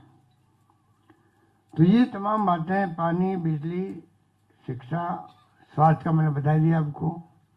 सड़कें अच्छी बन रही राजस्थान में, कुछ तो नेशनल हाईवे बन गए हैं, भारतमाला बन गया है और स्टेट हाईवे मजबूत हो गई है, कुछ मेगा हाईवे बन गए। तो ओवरऑल राजस्थान में ऐसे देखो कुछ सड़कें तो खराब कहीं हो ही जाती है और शिकायत रहती है। बाय एंड लार्ज जो है, पहले हम बदनाम थे, गुजरात से आते ही आप अगर नींद में हो, नींद खुल जाए समझ लो राजस्थान आ गया, वो कंसेप्ट बदल गया, वो अब नहीं है। अभी एक गुजरात के मेंबर पार्लियामेंट एक्स थे, वो आए थे, वो तो खुश थे सब, राजस्थान में इतनी शानदार सड़कें हैं। तो कहने का मतलब वो कंसेप्ट गुजरात वाली बात नहीं रही, उसमें हम आगे बढ़ रहे हैं। सोशल सिक्योरिटी मेरा मेन थीम है, जिसमें करीब 80 लाख लोगों को पेंशन दे रहे हैं हम लोग। और सोशल सिक्योरिटी स्कीम जितनी लागू कर सकते हैं, स्कॉलरशिप बच्चों को है, हॉस्टल्स में है, चाहे बल्कि पैकेज मैंने भी दिया। सुप्रीम कोर्ट ने हमारे पता नहीं किस रूप में कमेंट कर दिया, केरला, महाराष्ट्र और राजस्थान के अंदर आंकड़े सही नहीं है, पता नहीं क्या क्या कह दिया। और भास्कर अखबार ने लिख भी दिया उसको। भास्कर तो पीछे पड़ा हुआ हम लोगों के। वो क्या है कि जो क्या छापे डाल दिए अमित शाह जी ने उसके यहाँ, उसके बाद वो छकड़ी बोल गया, वो खुद ही छकड़ी बोल गया है। अब पूरे भास्कर को कि आज छापे डाल दिए, तू चिंता क्यों करते हो, लोगों की सिंपैथी तुम्हारे साथ हो गई, फिर आप छापे डाल दिए। इन्होंने छापे डालने की तो उनकी फितरत है, इनकी गवर्नमेंट की, मोदी जी की और अमित शाह जी की। हमारे यहाँ छापे डाल दिए ना, हमारी गवर्नमेंट गिराने के लिए छापे कितने बड़े बता दीजिए। मेरे भाई जी ही पहुंच गया वहां जोधपुर में ईडी वाले। तो जब सबको मालूम है छापे वाली सरकार है, ये सरकारी छापे वाली सरकार है, और जब कभी जाएगी ना, आम आदमी ये कहेगा वो छापे वाली सरकार गई है। वो यही के धंधे यही है। अभी वो अजीत पवार के यहाँ छापे डाले, उनकी सिस्टर के डाल दिए, मैं तो जानता नहीं हूँ। तो जो मैंने सुना, सिस्टर 2 बेडरूम के फ्लैट में रहती है। आप बताओ, पहुंच गए वहां पर, और जब ये घुसते हैं, एक कमरा खाली करो हमारे लिए, कमाल है। और जाते नहीं बार बार पर, मैंने भी आपने देख लिया, कुछ मिले नहीं आपको। अरे साहब कुछ नहीं, जब तो ऊपर से आगे नहीं आएगा तब तो हम खाली नहीं करेंगे। 7 दिन रहना तो मामूली बात है। कमाल है, क्या हो रहा देश के अंदर, कहाँ जा रहा लोकतंत्र। लोकतंत्र खतरे में है, संविधान खतरे में है देश के अंदर। आप लोग तो पत्रकार हो, मैं उम्मीद करता हूँ आप लोग खुद भी लिखते हैं, आर्टिकल पढ़ते होंगे देश भर के, क्या क्या लिखा जा रहा कोई कल्पना नहीं कर सकते। साहित्यकार, लेखक, पत्रकार इतना चिंतित है देश का, इतना चिंतित है वो। और कई लोगों ने लिखना छोड़ दिया कि लिखने का क्या फायदा, कोई सुन ही नहीं रहा है। आप आलोचना करते हो भाई कि कभी तो अकल आई है वाले में, अगर अकल आवे नहीं तो आप क्या करो, फिर थक जाओगे खुद ही आप। कई पत्रकार थकने लग गए बेचारे। मैं ये बात सही कह रहा हूँ आपको, हमें वो कहते हैं मेरे तो संपर्क में लोगों के, मुझे शौक है कि जो आदमी अच्छा लिखता है उसे मैं बात करूं। वो कहते हैं कब तक लिखते जाएंगे हम लोग, कुछ सुनाई हो रही है क्या, असर पड़ रहा है क्या, असर पड़ रहा है क्या सरकार पर।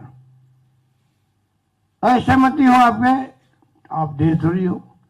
कितने पत्रकार साहित्यकार जेल में बंद हैं, जो जेल में बंद होने वाले थे, मंत्री का इस्तीफा होने वाला है, वो कौन सा गाँव है, खीरी, लखीमपुर खीरी, बताइए आप। कोई कुछ भी कह दो इनको भले ही, ये अपने हठधर्मिता में रहेंगे लोग। ये स्थिति है। तो ये स्थिति में देश चल रहा है। कोई टेलीफोन पे बात नहीं कर सकता, भाई फेस टाइम में बात करो। हर व्यक्ति को लगता है मेरी बात को कोई ना कोई टैप कर रहा होगा। ये स्थिति है। इस प्रकार से आपकी स्थिति देश के अंदर है। किसानों का आंदोलन 1 साल से ज्यादा खिंच गया। डेमोक्रेसी भाई, आप या तो आप उनको कन्विंस कर दो या आप कन्विंस हो जाओ। 1 साल 13 महीना आंदोलन चल रहा है, वही किसानों का अन्नदाता का, तो वो क्या क्या होगा देश के अंदर, क्या सोचते होंगे। ये जो स्थिति बनती जा रही है, और जो इलेक्ट्रल बॉन्ड, अरे सुप्रीम कोर्ट में चाहिए कि वो प्रायोरिटी तय करे अपनी, कि कौन से पेगासिस का जासूसी कांड है। क्या देश के इंटरेस्ट में सुप्रीम कोर्ट को पेगासिस हुआ मामला, इलेक्ट्रल बॉन्ड हुए, ऐसे मामले नहीं लेने चाहिए। 98% पैसा जा रहा बीजेपी के पास में बॉन्ड का, 2% पैसा आता है दूसरी पार्टी के पास में, 5% आता होगा। बताइए आपके जो रिश्ते बनाए हुए आप लोगों ने डर के मारे, वो आपको आपको लंच का टाइम हो रहा होगा, तकलीफ तो नहीं है आपको? कि प्लॉट की बात मैं लास्ट में करूंगा।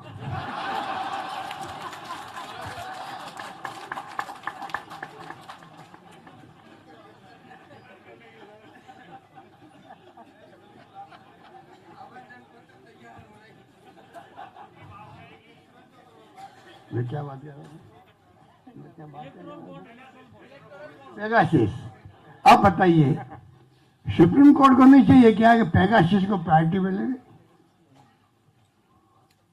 370 को वो कोई फैसला करता, पर एक बड़ा इश्यू था 370 वाला कश्मीर का, फैसला कर देता है जो भी करना था उनको।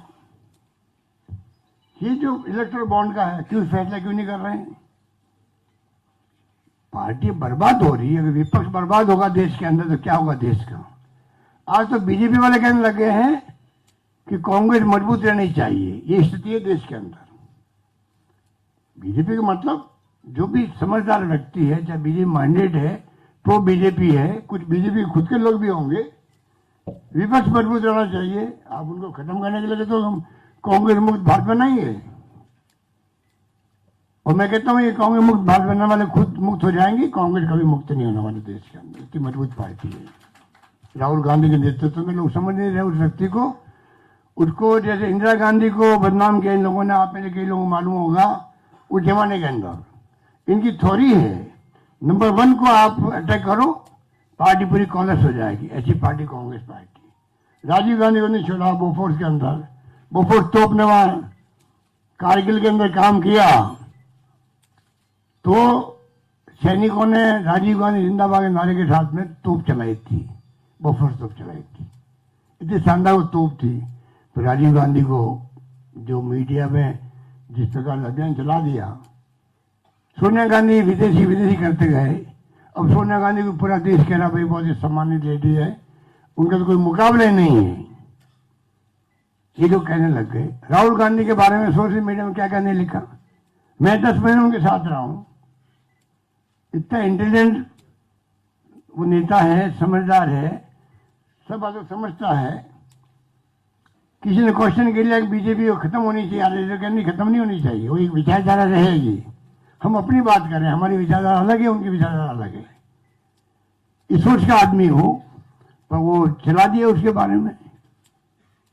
मैं कहना चाहूंगा आपको ये जो कुछ भी देश में हो रहा है वो ठीक नहीं हो रहा है। इलेक्ट्रल बॉन्ड और चंदा मांगने मालूम आपको कैसे जाएंगे? पीयूष गोयल जी, जब पीयूष गोयल जाएगा किसी इंडस्ट्री के यहाँ तो पहले ये कहेंगे आपका नाम सेलेक्ट हो गया है। लक्की नाम ऊपर सेलेक्ट हो गया, आप इसलिए मैं आए आपके यहाँ। हरे का नाम जाते नहीं है। चाय वाय आएगी, करिए बातचीत होगी तो बताओ क्या करना है आप 25 एक दे दीजिए। तो 25 पता नहीं वो 1000 है, 1 लाख है, करोड़, वो तो आप अंदाज लगा लीजिए। तो कहे भाई अभी तो कोरोना साहब है, धंधे चल नहीं रहे हैं, तो साहब 8-10 तक दे दूंगा मैं। अरे छोड़ो भी छोड़ो साहब, कोई बात नहीं, कोई आसान देख लेंगे साहब। मतलब धमकी की मतलब नहीं भी जरूरत नहीं आपकी, उनको मजबूरी में 25 देना ही पड़ता है। आप बता दीजिए। ये स्थिति है जो मैं आपको प्रैक्टिकल बता रहा हूं। अब पता नहीं वो जल्दी इसका दिल्ली पूरे राजस्थान पहुंचे, हिंदुस्तान पहुंचे, मीडिया सामने लाइव करना होगा।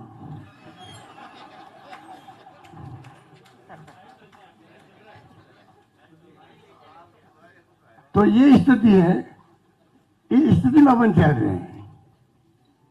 तो राजस्थान गवर्नमेंट के बारे में मेरे पास बहुत लंबा चौड़ा मामला है। मैं आपको रात को प्रेस कॉन्फ्रेंस भेज दूंगा, प्रेस नोट वगैरह। आप सबके मेरे ख्याल DPR में वो होगा रजिस्ट्रेशन। तो एक साथ में जो मेरी इच्छा है या जो मेरी 3 साल की उपलब्धि है मैं भिजवा दूंगा आपको, उससे आपको आसानी हो जाएगी। अभी मैं गपशप करने के मूड के अंदर हूँ। 10 साल के बाद बुलाया इसने, और लोग मुझे दे रहा है, आप नहीं है। अरे भाई बुलाया कब था तुम लोगों ने?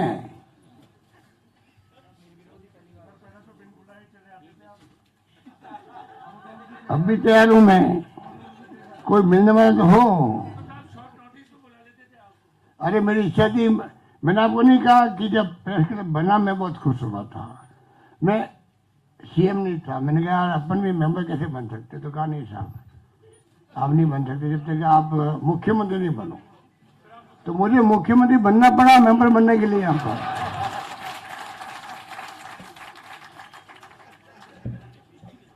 ये बात मैंने पहले भी कही थी आपके यहाँ कि मैं मुख्यमंत्री बना आपके यहाँ मेंबर बनने के लिए। मतलब कितना इंपॉर्टेंट है आपका प्रेस क्लब। मुख्यमंत्री बनना पड़ता है मेंबर बनने के लिए, समझो बात को। कुछ आपके राइट लेफ्ट दोस्त लोग होते हैं आपस में, उनको ठीक करो, सब मिलके प्रेस क्लब चलाओ ढंग से। अब क्या हुआ है, बिल्डिंग खड़ी होगी इसके अंदर, मुझे बहुत एतराज है।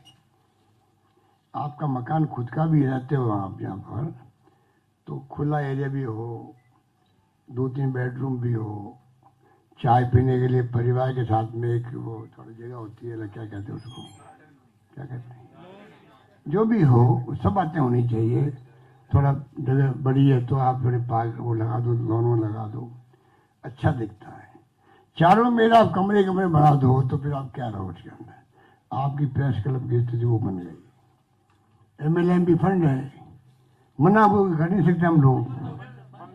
अब तो बंद मजबूरी में हुआ, जगह कहाँ बची है, जगह कहाँ बची है। आपने जो है आगे से आगे MLA MP कहते रहे, हम लोग देते रहे आपको, मना कौन करे मीडिया वालों को। तो आपने गिरजालाल भागवत से अगर ऐसा करो तो किसी को नहीं छोड़ा आप लोगों ने। अब वो बन तो गए आपके, तो बना था आपके वो जो ऊपर वाला मामला था उसके लिए बना था कागज। तो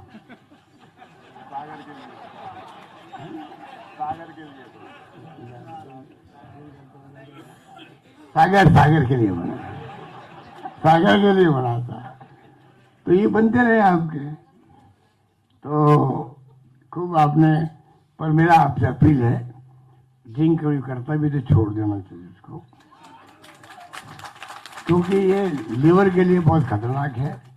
मैंने कई लोगों को मेरी आंखों के सामने मरते हुए देखा है, आंखों में आंसू आते हुए देखा है, जब उसको मालूम है अब मेरा लीवर ठीक नहीं हो सकता और मृत्यु निश्चिंत है, तब क्या उसकी स्थिति है वो मैंने देखी है।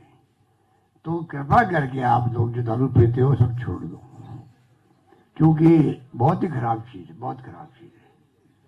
सरकार युवा पीढ़ी नहीं ले रही, बड़ी बात है। That's good, very good. तो पुरानी पीढ़ी ले रही है, इनकी मत ले रही है क्या? ये आपको कह रहा है कि युवा पीढ़ी नहीं ले रही, कौन? बिल्लू बनने वाला ले रही, कौन सी पीढ़ी ले रही है? अरे समय ले रहा है, छोड़ दीजिए, छोड़ दीजिए, छोड़ दो, बस बात समझ जाओ आप लोग, छोड़ दीजिए, छोड़ना बहुत जरूरी है। तो दारू छोड़ा दी मैंने आपकी, अब आगे बढ़ता हूं मैं। तंबाकू बिल्कुल ठीक है, तंबाकू कैंसर करता है। अब देखो नहीं, सत पवार जी के आती फोटो कितना लगता है भाई, ये बहुत खतरनाक है। मैं भी कैंसर में जाता हूँ, कोई डॉक्टर कहते हैं साहब सबसे अधिक आते हैं तो मुंह के कैंसर के लोग आते हैं, और वो सब जल्दी से होता है। मैंने पिछली बार 65% लगा दिया टैक्स, हिंदुस्तान में सबसे अधिक मैंने लगाया, टैक्स लगाया है। बड़ी बड़ी लॉबी आती है, ये आईटीसी ग्रुप वाले और पता नहीं कौन कौन आते हैं, इतनी लॉबिंग करते हैं, दबाव पड़ता, पॉलिटिकल सब कुछ करता, मैंने किसी की परवाह मैंने नहीं करी। 65 मैंने रखा था उस वक्त।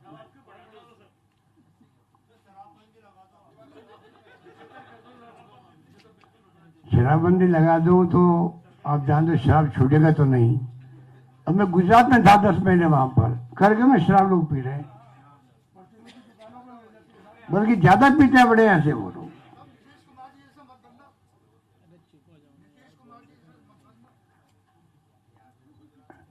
आप पीते दिखते हो, इसका मतलब नहीं, ठीक कह रहे हो, बिल्कुल नहीं, वो इलीगल बनती है, लोग मरते हैं, वो नहीं, बिल्कुल ठीक है। मैंने पहले हो चुका एक बार, शेखावत साहब भविष्य ने एक बार शराबबंदी लिखी थी, वापस हटाना पड़ा उसको। तो इसलिए मेरे को अनुभव है बचपन का, जब मैं खुद एनएसयू में था तब मैं देखा कि ये बहुत बड़ा फैसला हुआ, अच्छा फैसला हुआ, पर वो फैसला काम नहीं हो पाया।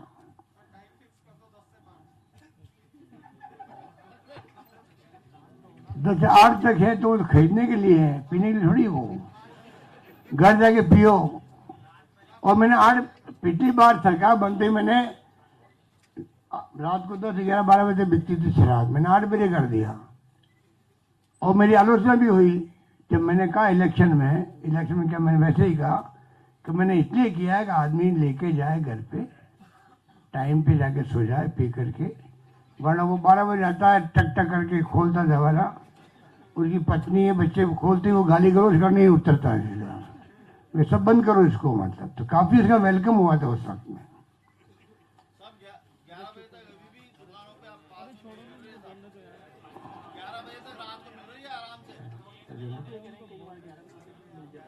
हाँ ठीक है, ठीक है, वो लोग अपने हिंदुस्तानी है, वो कई बात ऐसी होती है जो क्या करें, हमारे खुद के लोग ही हैं, वही करते हैं, वही फाउल खेलते हैं। एक हमने एक्सीडेंट के लिए किया है, जो आपकी जानकारी में है, वैसे उसको भी आप थोड़ा एरिया बनाओ, थ्रेट एरिया। एक्सीडेंट का कोई केस आएगा तो उसको अस्पताल नियरेस्ट होगा, वहाँ उसको इलाज करवाना ही पड़ेगा। अस्पताल मना नहीं कर सकते उसके इलाज को। पहले आप एमएलसी फैमिली पता नहीं ये लाओ वो करो, साथ कौन आया, जो ले आएगा उसको 5,000 रुपये का इनाम, और उसको नियर अस्पताल में इलाज होगा, वो लोग पूरा उसकी व्यवस्था हम पूरी कर रहे हैं। पूरा खर्चा उठाने के लिए हम तैयार रहेंगे, पर आदमी बचना चाहिए जिंदगी के अंदर। एक्सीडेंट इतने होते हैं, राजस्थान में 10,000 लोग मरते हैं पर ईयर, 10,000 लोग मरते हैं। देश के अंदर मेरे ख्याल से 2-2.5 लाख मरते होंगे। बहुत हालत खराब है, कितना दुख होता है कि एक्सीडेंट आदमी मर गया। रोज खबर पढ़ते हैं तो कोई कोई खबर आ जाती। तो एक बात वो भी थी,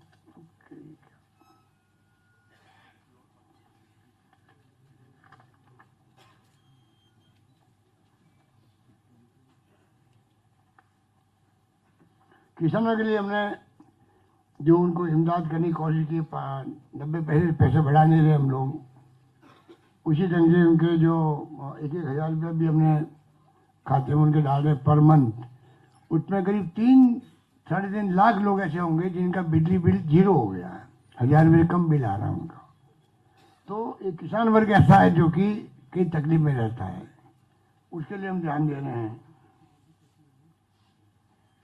कर्ज माफी हमने वादा निभाया पूरा, खाली नेशनल बैंक का जो है उनसे हमारी बात चल रही है। अभी मैंने मीटिंग भी ली है स्टेट लेवल बैंकर्स लोगों की, तो हमने उनको कहा कि आप जो बड़े बड़े इंडस्ट्रियलिस्ट जो होते हैं उनके आप एनपी जब हो जाता है तब आप उनका सेटलमेंट कर लेते हो, उसी ढंग का सेटलमेंट आप करो, किसानों के लिए करो। जो एनपी हो गए हैं उनके आप 90% आप उनको खत्म कर दीजिए, 10% हम भर देंगे, स्टेट गवर्नमेंट भर देगी।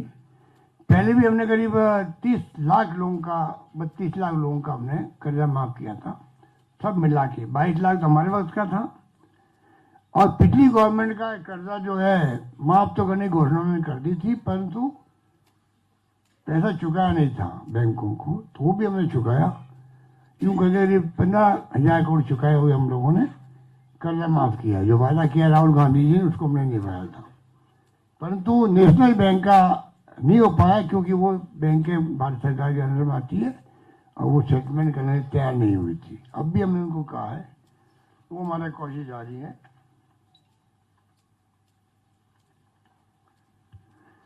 हर जिले में एक मेडिकल कॉलेज खोलना बहुत बड़ी बात है।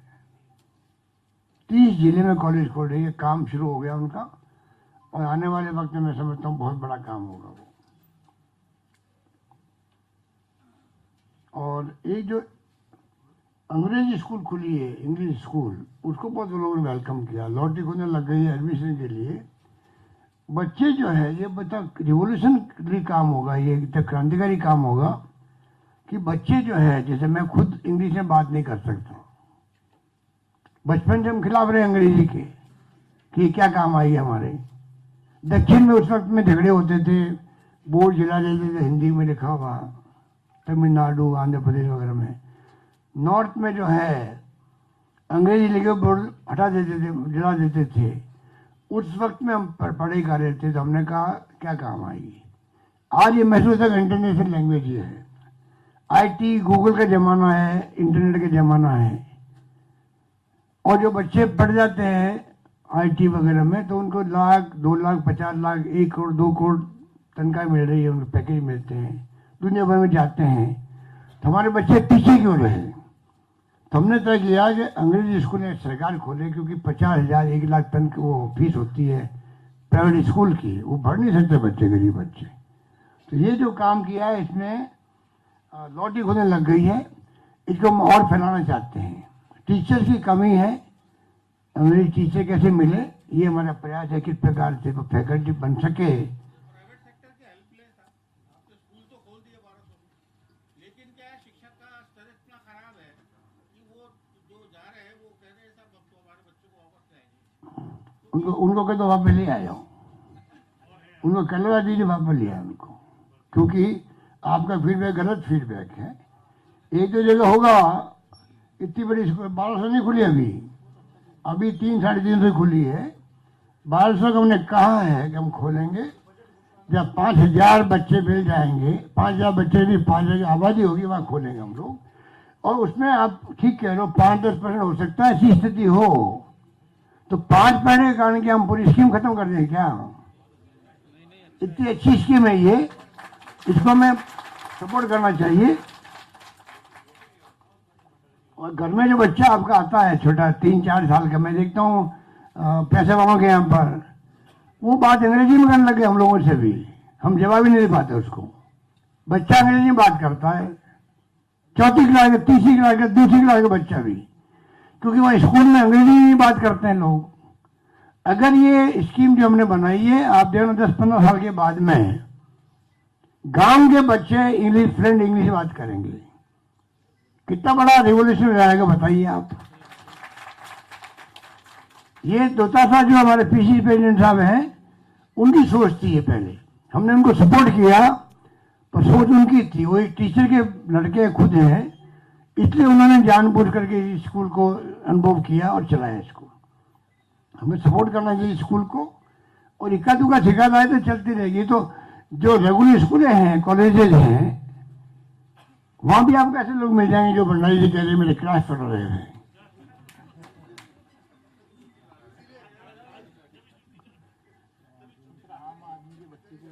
नहीं, बहुत बड़ा काम है जी, बहुत बड़ा काम हुआ ये। और दूसरा मैं कहना चाहूँगा लॉ एंड ऑर्डर के बारे में, जिसमें लेके राजस्थान को काफ़ी खिंचाई होती रहती है कि साहब रेप हो रहे हैं वहाँ पर और कानून व्यवस्था नहीं है, पता नहीं क्या क्या लिखते रहते हैं। मैं अस्वीकार करता हूँ बातों को। मैं कहना चाहूँगा सिंपल सोचने की बात है हर व्यक्ति को कि अगर आप थाने में जाओ और बदतमीजी करे आपके साथ में, बोल तू कैसा आया, वो आदमी डॉक्टर है, इंजीनियर है, पढ़ा लिखा इंसान है, मान सम्मान सब चाहते हैं, तू तम बात होती है उसको। कई लोग जाते ही नहीं है। मैंने ऐसे लोग देखे हैं कि रास्ते में बदतमीजी कर दी किसी ने, मान लो पुलिस वाले ने भी कर दिया, कुछ भी कर दिया, घर आके बच्चे को छोड़, बच्चे को चुपने से छोड़ भाई का ही जाए थाने के अंदर। वो जानते जाएंगे तो कैसा व्यवहार होगा। उस व्यवहार को मैं चेंज करना चाहता हूँ, कल्चर बदलना चाहता हूँ। जब तक कोई कल्चर नहीं बदलेगा किसी देश का, प्रदेश का, जिले का या गांव का कल्चर, जब आपके संस्कार, संस्कृति, परंपरा जैसे होती है प्रदेश में, कोई पहचान भी होती है आपकी, उसी ढंग से अगर हम मान लीजिए ऐसा व्यवहार होगा तो कई तो हिम्मत करते नहीं जाने की, और बाद में जाते भी है तो न्याय मिलता नहीं है। कई बार आप जानते हो कि सिपाही आती तो डिस्टर्ब हो जाता, थानेदार भी, मतलब सब बातें आप जानते हो, मेरे को कहने की जरूरत नहीं, फिर न्यूज छप जाएगी मैंने ये कह दिया। जरूर छप गई ना वो, मैंने कहा टीचर्स पैसा देके ट्रांसफर करवाते हैं, तो न्यूज और ढंग से बन गई, जैसे कोई मैंने मंत्री जी के लिए कहा हो। मैंने जनरल बात पूछी, हर विभाग में होता है, शिक्षा विभाग की बात नहीं थी, हर विभाग जिस जो पोर्टफोलियो मेरे पास होते हैं, तो क्या मैं गारंटी ले सकता हूँ कि वहाँ कोई करप्शन होता ही नहीं होगा? होता है। वो लोग अपने लोग हैं, बाहर के लोग तो है नहीं, कोई विदेशी थोड़ी है वो लोग कोई, तो ये तो चलता रहता है। मैं क्या बात कर रहा था? नहीं, वो तो मुझे मालूम, पर मैं अभी बात किया थी लास्ट में। हाँ, तो मैं कह रहा आपको, हम कल्चर की बात की, संस्कृत, इनका जो मिजाज, मतलब थाने का मिजाज है वो बदलना चाहिए। संस्कार, मैंने कहा संस्कार संस्कृति से, परंपराओं में फर्क पड़ता है। तो मैंने क्या किया, 3 बातें करी वहां पर। एक तो मैंने कहा कंपल्सरी कर दो FIR लॉन्च करना, जो बड़ा फैसला होता है। अगर नहीं करे थानेदार तो तुम जाओ SP के पास, SP ऑफिस में करना पड़ेगा SP को, वरना SP के खिलाफ कार्रवाई होगी। ऐसा फैसले होते नहीं है, तो हमने वो फैसला किया। उसके कारण से पहले 10-15 केस आए थे, अब कोई आता ही नहीं है, सब थाने में FIR दर्ज होती है। कहीं कहीं मुझे मालूम अभी भी PI दर्ज करके रख देते हैं, थोड़े दिन बात करते हैं, पर भय बैठ गया, होने लग गई FIR लॉन्च, तो कम से कम जवाब देना पड़े उसको भी, FIR का तुमने क्या किया। दूसरा, मैं स्वागत कक्ष बनवाए हैं, 90% थानों बन चुके हैं स्वागत कक्ष। मेन पावर लगाने की बात हम कर रहे हैं ढंग से, जैसे कि कोई आए थाने में बैठा है, कुर्सी पे तो बैठा है, उसको हमसे बात तो करें ढंग से, बताओ अभी क्या प्रॉब्लम है, क्या शिकायत लेके आए हो, फरियाद किया आपकी, वो हमने किया है। और तीसरा जो हमने 2-3 तरह से तफ्तीश होने लग गई है। एक तो ऑफिसर्स केस डायरी नाम है उसका, जिसमें ऑफिसर्स पूरा डिग्री करता है उसकी। एक जो हिनीस क्राइम है, रेप हो गया या ऐसी कोई घटना हो गई, तो एक लीगल ऑफिसर साथ लगाया, जिससे कि लीगली वो साथ में उनको गाइड करे पुलिस वालों को, कि चालान पेश हो उस वक्त में कोई कमी नहीं रह जाए। कई बार कमी रहने से ही छूट जाता मुलजिम, आपका कोर्ट के लिए छूट जाता है, वो हमने किया है। उसका असर ये पड़ा है, अभी मेरे पास सर्टिफिकेट नहीं होंगे, कि एक तो हाँ, एक तीसरा हमने काम किया है महिलाओं के लिए, जो है जिलों में पहले DYSP की पोस्ट क्रिएट की हमने सब जिलों के अंदर, अब बाद में हमने उसको एडिशनल SP कर दिया, जो सिर्फ महिलाओं के क्राइम केसेस को देखेंगे, उत्पीड़न को, अत्याचार को, जो भी रेप होते हैं, वो किया हमने। उसके फायदे ही मिलने लगे हैं कि एक तो आप देखो कई जगह फांसी की सजा भी हुई 1-2 जगह पर, 3-4 जगह पर आजीवन कारावास हो गए, 2-3 जगह पर 15-20 दिन में ही फैसले हो गए, तो एक माहौल बना। जब ये मैंने फैसले किए, एक लास्ट में कि एक जो कोर्ट में पहले 156(3) में केस बहुत आते थे, आधे कोर्ट आदेश आते थे, वो आना बहुत कम हो गया। मतलब मैं फिगर तो भूल गया, 33 बताने के थे, वो हो गया। और तफ्तीश का टाइम तो जो था, जैसे 144 डेज था, तो 30 दिन हो गया, 32, ऐसा कुछ फिगर है। कहने का मतलब है कि तफ्तीश का टाइम कम हो गया, टाइम पे आने लग गया, सजा टाइम पे आने लग गई, तो काफी कुछ फर्क पड़ा इसके अंदर, फर्क पड़ा। अब मैं जो कहना चाहता हूँ आपको भी कि आपने केस बहुत बढ़ गए। तो जिस दिन मैंने फैसला किया था, तो मैंने PSU के अंदर पेश को कहा था इससे केस बढ़ेंगे। 156(3) में 33% आ रहे थे पहले केसेस, अब 15% आने लग गए। और तफ्तीश का टाइम जो है 274 डेज था, वो सिर्फ 73 डेज हो गया। तफ्तीश का टाइम कहाँ तो 274 डेज और कहाँ 73 डेज हो गया। इतना बड़ा फर्क पड़ा इन बातों का। परंतु साथ में क्या हुआ कि केस बढ़े, क्योंकि जो FIR दर्ज होने लग गई, तो अपोजिशन वालों को मौका मिल गया कहने का, और तो उनके पास कहने कुछ है नहीं, अपन लड़ते रहते मुख्यमंत्री बनने के लिए, और तो कुछ काम उनका है नहीं। अरे तुम विपरीत भूमिका निभाओ, कम से कम धरना दो, जान का कम से कम विपक्ष में जो तर्क और तथ्य, बिना तर्कों के और तथ्यों के आप अपोजिशन करोगे सत्ता में सरकार का, तो जनता उसको स्वीकार नहीं करेगी। इसलिए उनको सबक सिखा रही है। 6 में से 2 जीत, 8 में से 6 कांग्रेस जीती चुनाव, बाई इलेक्शन जीती है।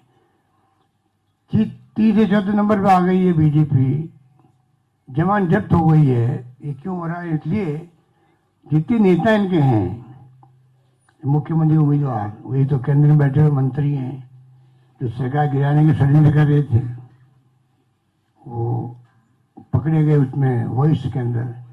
और नमूना दे नहीं रहे, वो नमूना नहीं दे रहे वो।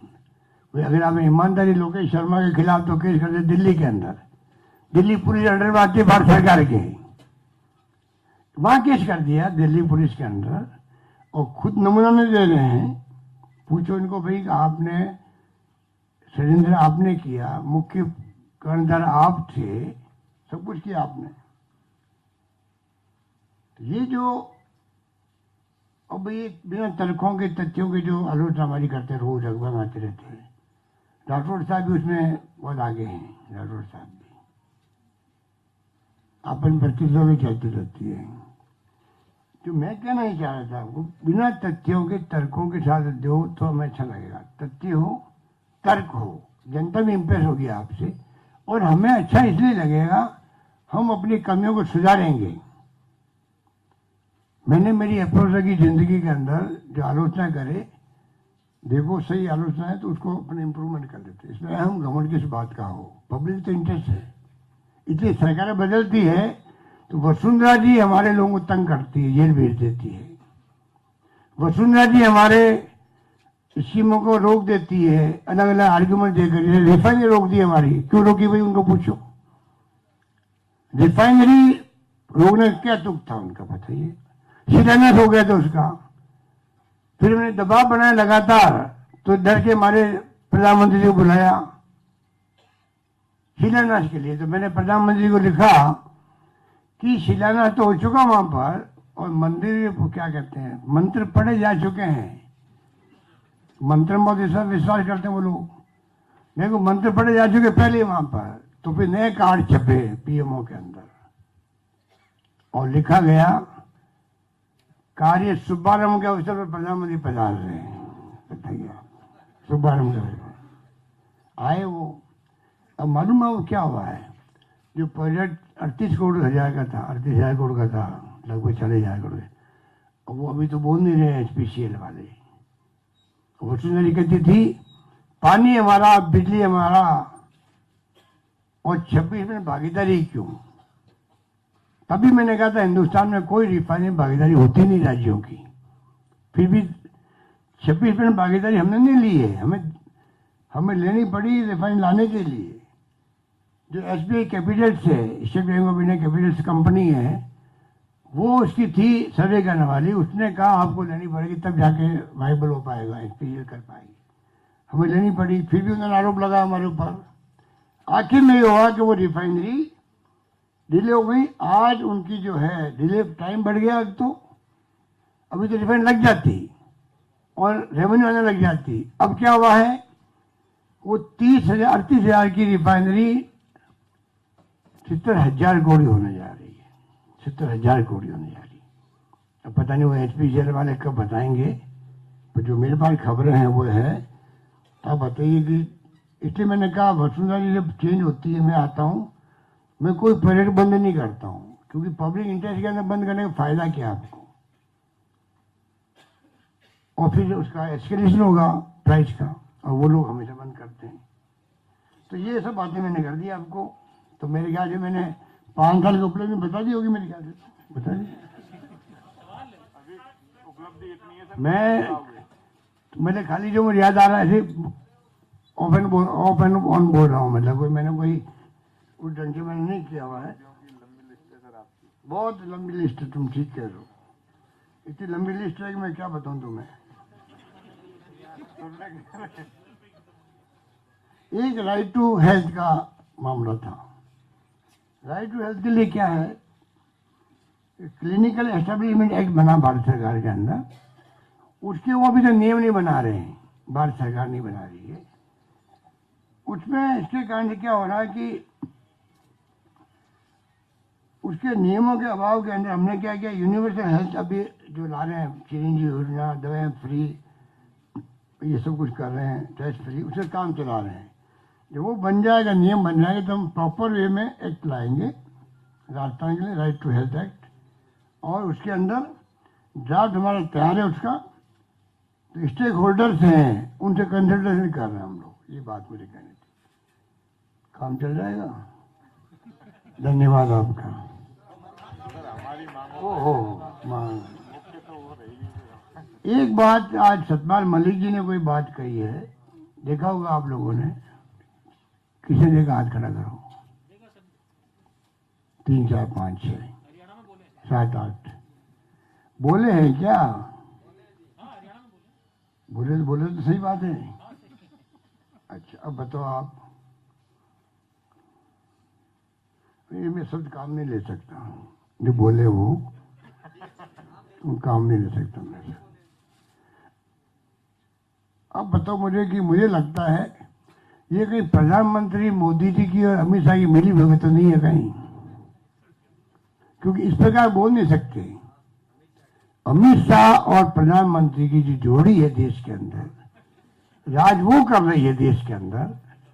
भारतीय जनता पार्टी और एनडीए गवर्नमेंट राज नहीं कर रही है। 2 चेहरे हैं देश के अंदर, मोदी जी और अमित शाह जी, वो राज कर रहे हैं। वो कैसे बोल सकते हैं प्रधानमंत्री के बारे में, बता दीजिए मुझे। और बोले हैं तो इसका मतलब आपस में समझे, क्या कहते हैं, अंडरस्टैंडिंग सब ठीक है क्या? इंग्लिश वाला तो इंग्लिश मेरी कमजोर है भाई। तो ये जो है अंडरस्टैंडिंग से बोले होंगे, वरना कैसे बोल सकते हैं? गृह मंत्री प्रधानमंत्री के बारे में ये शब्द काम नहीं ले सकता जो लिए गए हैं। वही मैं कह रहा हूँ, आप मेरा कुर्सी मैं फिर बोल दिए और मैं टुकबंदी कर रहा था। बहुत बहुत आपका आपका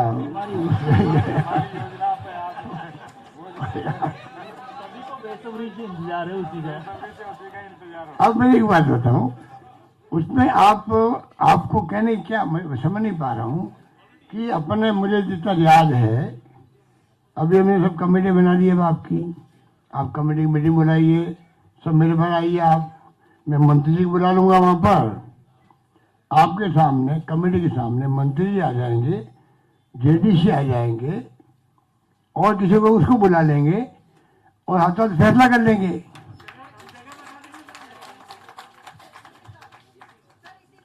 मेरा मतलब नहीं, आप नहीं समझे, ये आपकी गलती है, मेरी गलती नहीं है। 3 साल आपने गंवा दिए, मैं तुम प्रेस क्लब वाले तुम माइंड में मत क्या कर, तेरे ऊपर थोड़ी जिम्मेदारी थी, जिम्मेदारी तो थी जो सबकी जिम्मेदारी थी। अब लेकिन अब तो उम्मीद है सबको, नहीं आप तो मना कौन कर रहा हूँ, आपकी बात तो रखेंगे हम हमारे लोग। यूथ को तो युवा, पुराने को तो मिल चुका सर, जो युवा है उनको तो चाहिए। यूथ जो है सर, यूथ के लिए राजस्थान सुनने लगे, राजस्थान भर के लिए पहले ही हमने स्कीम मैंने ही शुरू करी थी। पूरे प्रदेशवासियों, प्रदेश के पूरे पत्रकारों को कई जिलों में, अलवर, जोधपुर, पता नहीं कहाँ कहाँ सब जगह मिले, प्लॉट मिले। पहले यहाँ भी मिले थे, मैं खुद गया था।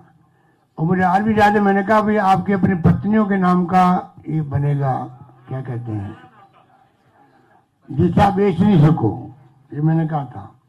फिर भी आपने अपनी पत्नियों को पटापटों के बीच में दिया और शादी भी कर ली बच्चों की। ठीक है, कोई बात हो गया वो तो।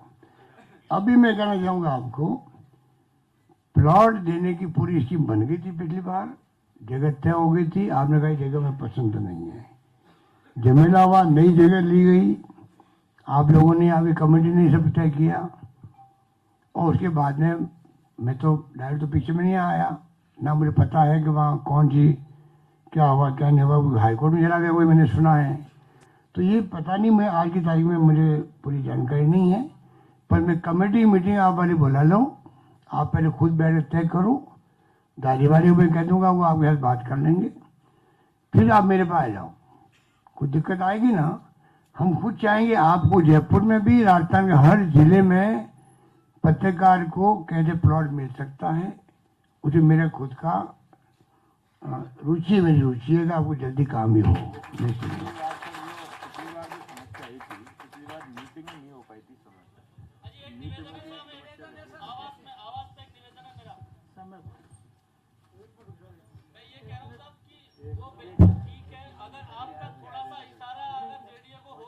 अरे कह दिया नहीं, यही तो कह रहे हैं, समयबद्ध तरीके से हो जाए।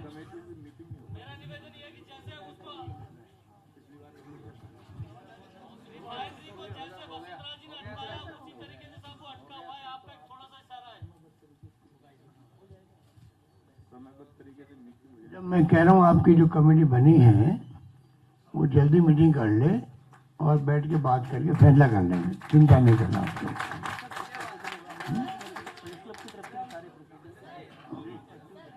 प्रेस क्लब वाली बात कर लेंगे कमेटी वाले से। एक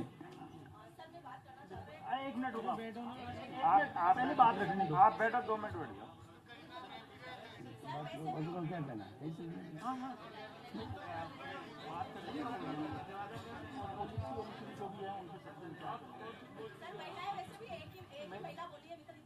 हाँ बोला बोला ना।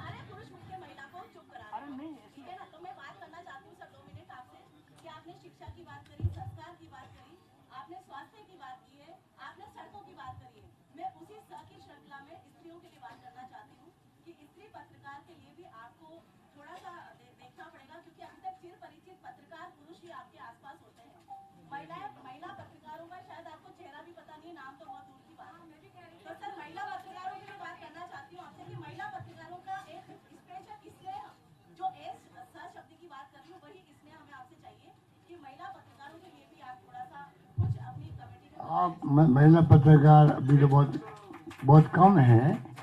आप ऐसा करो, आह्वान करो महिलाओं को पत्रकारिता में आगे आए। नंबर 1, पूरी बात तो सुनो। दूसरा, मैंने हृदय जोशी यूनिवर्सिटी बनाई है पत्रकार के लिए। मुझे आपसे शिकायत ये भी है, आप सब बैठे इसलिए कह रहा हूँ कि हमारी गवर्नमेंट चली गई, हिंदुस्तान में पहला एक्ट था, यूनिवर्सिटी बनने के बाद में आज तक मैंने सुना कोई बंद ही नहीं हुई यूनिवर्सिटी। हृदय Joshi university, doctor Ambedkar university बंद हुई पहली बार, एक्ट के अंदर बंद हुई है, वो असेंबली के अंदर। पूरी तरह विश्वविद्यालय जो बन रहा है हृदय जोशी यूनिवर्सिटी का, वो आपके लिए बन रहा है। आपका मतलब आपके कुनबे के लिए बन रहा है। मुझे अफसोस हुआ उस वक्त में, जो विपक्ष में था, आप में से किसी ने विरोध नहीं किया उसका, ना धरना ना प्रदर्शन। आप अगर सरकार के नाक में दम कर देते तो वो असेंबली में उसको समाप्त करने का बिल लेके आने की हिम्मत ही नहीं करते।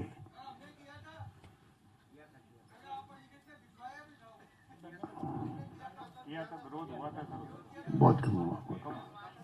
ऐसा विरोध करते हैं आप लोग कि सरकार को वापस विड्रॉ करना पड़ता। मेरा मतलब ये है, बाकी तो किया, विरोध तो किया होगा। कुछ साथियों के सवाल जवाब हैं, नाम आए उससे पहले सौरभ भट्ट जी, सर कुछ नाम जो आए हैं इन्होंने कुछ सवाल जवाब है। हाँ, सौरभ भट्ट जी बात करते हैं। 1 मिनट रुको, अरे रुको तो सही, पहले इनको बोलने दो। आप सौरभ जी आप बोलिए, सौरभ जी आप बोलिए। आवाज एक सेकंड रुक जाओ, महिला जी फिर बोला। आशा जी आप बोलें पहले। मेरा सबसे गंभीर प्रश्न ये है कि डीपीआर में जो विज्ञापन की दरें जारी की गई हैं वो अब तक 2013 की दरें चल रही हैं। इतनी अफसोस की बात है कि डीपीआर ने अभी तक इस पर कोई एक्शन नहीं लिया। हमने ज्ञापन भी दे दिया और उनको आगाह भी किया है ये बात। 2013 के रेट चल रहे हैं, समाचार पत्रों के 2013 के रेट चल रहे हैं। उसको आप रिव्यू करवाइए, अखबारों को रिव्यू करें और 21 के बाद के जो भी सर्कुलेशन उसके अनुसार उसके रेट रिवाइज करें। वो भी करेंगे।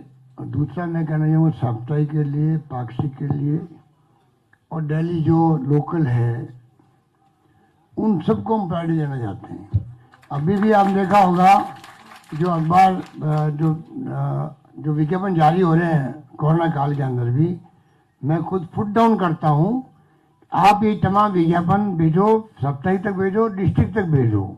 मैं खुद कह रहा हूँ सब जगह मेरे, क्योंकि उनकी भूमिका अलग तरह की भूमिका है। उनकी जगह वही है, बड़े अखबार जगह बड़े अखबार वाले हैं, अलग अलग भूमिका है। तो मैं उनको पूरी तरह प्रायोरिटी में रखता हूँ। सौरभ जी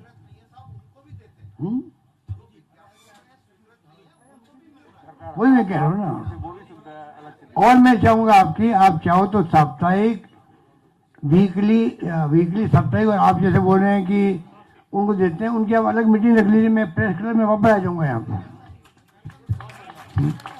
सौरभ जी दे दे, ठीक, थैंक यू। मेरा ये है कि जैसे राज्य सरकार बार बार ये कहती है कि केंद्र सरकार वित्तीय मदद नहीं कर रही राज्यों की, और अब जो बजट आने वाला है बड़ी चुनौतियां होंगी, राज्य सरकार की बड़ी बड़ी स्कीमें हैं, तो इनको कैसे आप मीट आउट करोगे? आपको मैंने पूरी बात समझाई कि जो फॉर्मूले थे, फॉर्मूले उन्होंने चेंज कर दिए, जो नहीं करना चाहिए था। अब तो जो वित्तीय प्रबंध हम कर सकते वो कर ही रहे हैं। कर्जा लेना पड़ता है। अगर भारत सरकार इमदाद करे तो राज्यों में कर्जे कम होंगे, वरना हर राज्य को कर्जा लेना पड़ता है देश के अंदर। हालांकि कर्जा बिना परमिशन नहीं ले सकते केंद्र सरकार की, उसकी लिमिट भी लेना पड़ता है। पर ये भी तो अच्छी बात नहीं है कि केंद्र सरकार अपनी योजनाओं के बदल दे, उसका फॉर्मूला बदल दे, जो नहीं करना चाहिए था। ये मैंने कहा। सुशांत जी 1 मिनट रुक जाओ।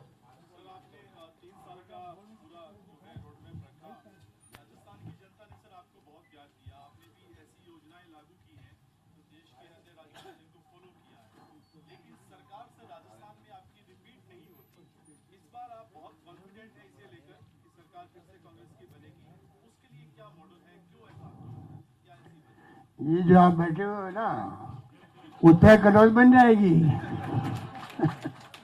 LL शर्मा जी आपका सवाल। डांगी जी, सुन ले अरे कहते हैं। डांगी जी खड़े होके सवाल करो। डांगी जी जो भी करना है। हाँ। सर मेरा सवाल है, आप लगातार हर स्पीच में ये दावा कर रहे हैं सरकार आ रही है। मैं कब कह रहा हूँ? वो कह रहे हैं। आप कह रहे हैं हर स्पीच में, आपने हर भाषण में अभी थोड़ी कहा मैंने। अब आप जैसा जादूगर बोल रहे हैं तो कुछ वजह बताओगे कि कैसे आ रही है? क्योंकि पिछली बार भी आपने कहा था वसुंधरा राजे ने कहा पर सीटें नहीं आ पाई उतनी। इस बार कुछ है दम? इस बार मेरा मानना है कि आप लोग भी कहते हो मुझे मिलके अलग अलग कि जो 3 साल के बाद में सत्ता विरोधी लहर शुरू हो जाती है, एंटी इनकम्बेंसी, इस बार वो नहीं हो रही है, नहीं हुई है। ये मुझे कहा गया है जो कहते हैं। अब सच्चाई क्या है, मैं आपसे अपील करूंगा, आप मेरे कोई अगर जाना चाहे क्या कहना चाहिए, साहसी टूर के अंदर, क्या कहते हैं इंग्लिश में उसको, एडवेंचर टूर के अंदर। तो प्लीज़ आप अपना नाम लिखाओ मुझे, मैं आपको सारी व्यवस्था करूँ भेजने की, जिससे कि सरकार की जो गवर्नेंस है उस पर जो स्कीम हमारी है, उड़ान स्कीम है मान लीजिए, अगर हम खाली विज्ञापन दे देंगे या बोलते हैं काम नहीं चलेगा। हर परिवार तक बात पहुंचेगी तो भला होगा सबका। चिरंजी योजना है मान लीजिए, ऐसे जो फ्लैगशिप प्रोग्राम हमारे हैं, मैं चाहूँगा आप उन फ्लैगशिप प्रोग्राम को लेके आप मेरे 15, 20, 25 लोग जाना चाहें, सारा इंतजाम हम करेंगे आपके लिए।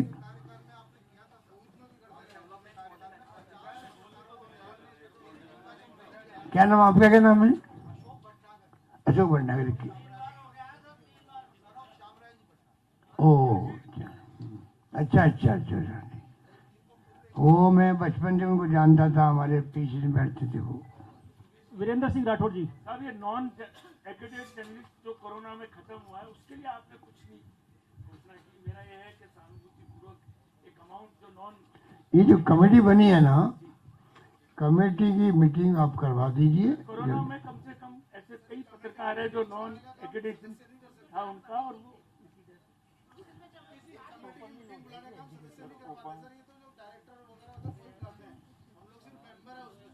आपको इनिशिएटिव लेना पड़ेगा। मीटिंग समय पे पिछली बार भी, क्योंकि कई ऐसे जर्नलिस्ट है जिनका एक्रीडेशन नहीं हो पाया और उनकी डेथ हो गई, तो उन परिवारों के साथ तो बड़ी, उनका नाम कौन बताएगा? वो तो आएगा आपके पास, एप्लीकेशन आएगी। चलो एक काम करो, जी हम लोग उनको जांच करवा देंगे कलेक्टर के थ्रू। जी आप एक काम कर दीजिए, जो ऐसे पत्रकार जी एकेडमी में नहीं आते हैं, आप मिस्टर मीणा जी को दे दीजिए, नाम सब इकट्ठे करके दे दीजिए, मैं फॉर्मेलिटी करके देखता हूँ उनको हम क्या मदद कर सकते हैं। ठीक है? कोई जसविंदर दिक्कत बल जी, जसविंदर बल जी। आपका स्वागत है।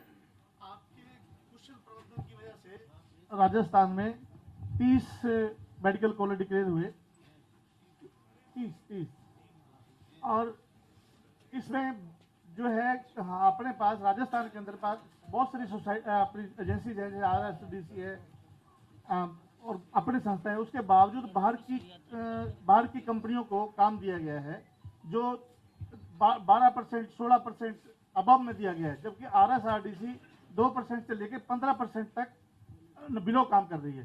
तो इसमें राजस्थान सरकार का नुकसान हुआ है कम से कम 600 करोड़ रुपए का। तो उसको नुकसान हो गया? हाँ जी। नुकसान कैसे हो सकता है? 12 कॉलेज बाहर की किसी कंपनी को दिए गए, जिसमें अब में रेट गए। बाहर की कंपनी दे नहीं सकते हो तो? SCC कंपनी है जो दिल्ली बेस्ड है, उस कंपनी के माध्यम से टेंडर हुए हैं और जो टेंडर है वो 2% से लेकर 16% तक अब में गए। आप मुझे लिख के दो, मैं पता कर लूंगा। कॉपी भेजी मैंने। दूसरी बात एक और है जो मुझे बताया गया कि पब्लिक अंडरटेकिंग कंपनी जो होती है भारत सरकार की या स्टेट गवर्नमेंट की, उसी के माध्यम से काम कराए जा रहे हैं। प्रकाश भंडारी जी। आप नहीं समझे, जो कंपनियां हैं भारत सरकार की पब्लिक अंडरटेकिंग है या स्टेट गवर्नमेंट पब्लिक अंडरटेकिंग है, उसके माध्यम से काम कराया जाता है। जहां आपकी खुद की एजेंसी बिलो में काम कर रही है 16% और वहां आप अबाउट द रेट। आप बताना, मैं देख रहा हूँ, देखो भंडारी जी, भंडारी जी।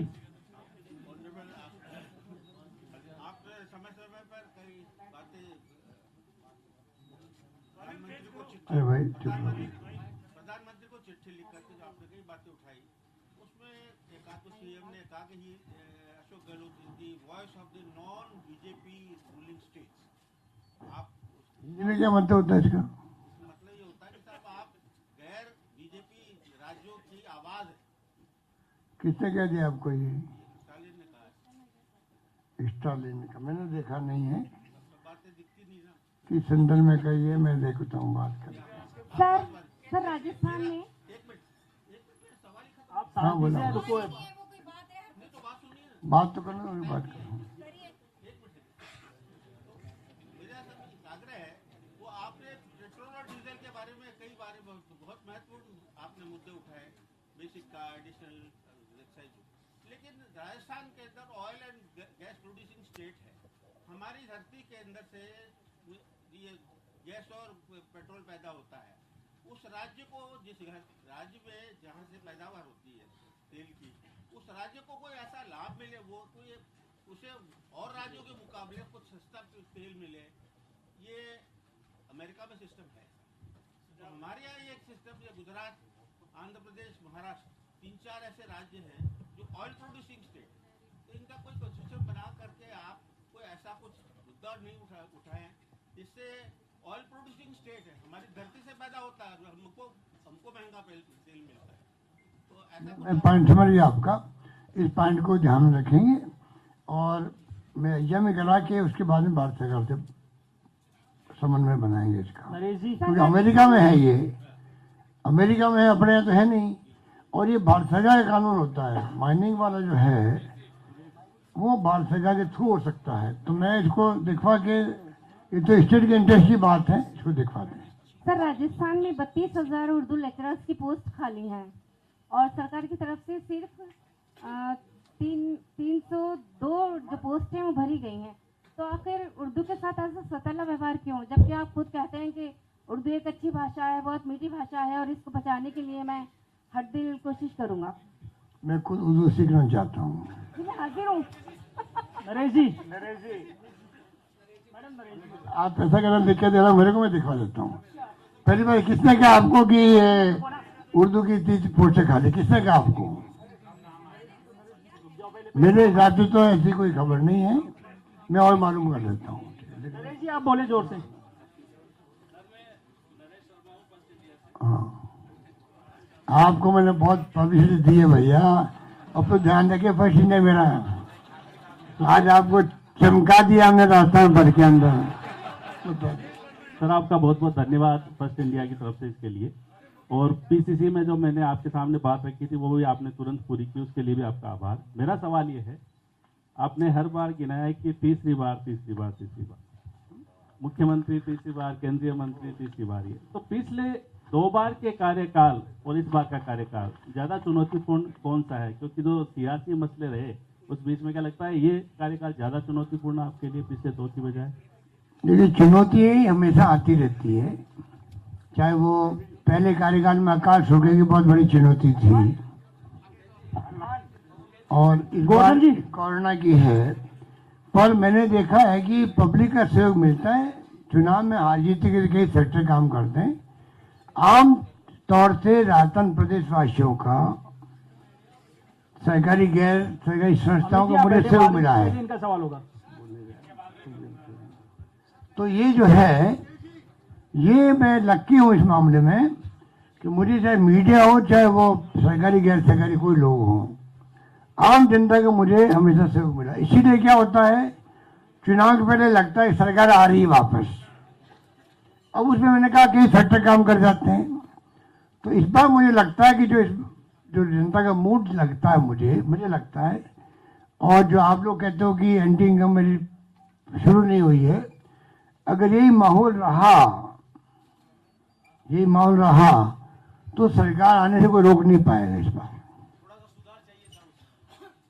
आप बता दीजिए, कर देंगे सुधार। आप सिर्फ जो है सचिन जी को गले लगा लीजिए, वो महबूब जी की तरह आपका आदर किसको? और चौथी बार आप निश्चित रूप से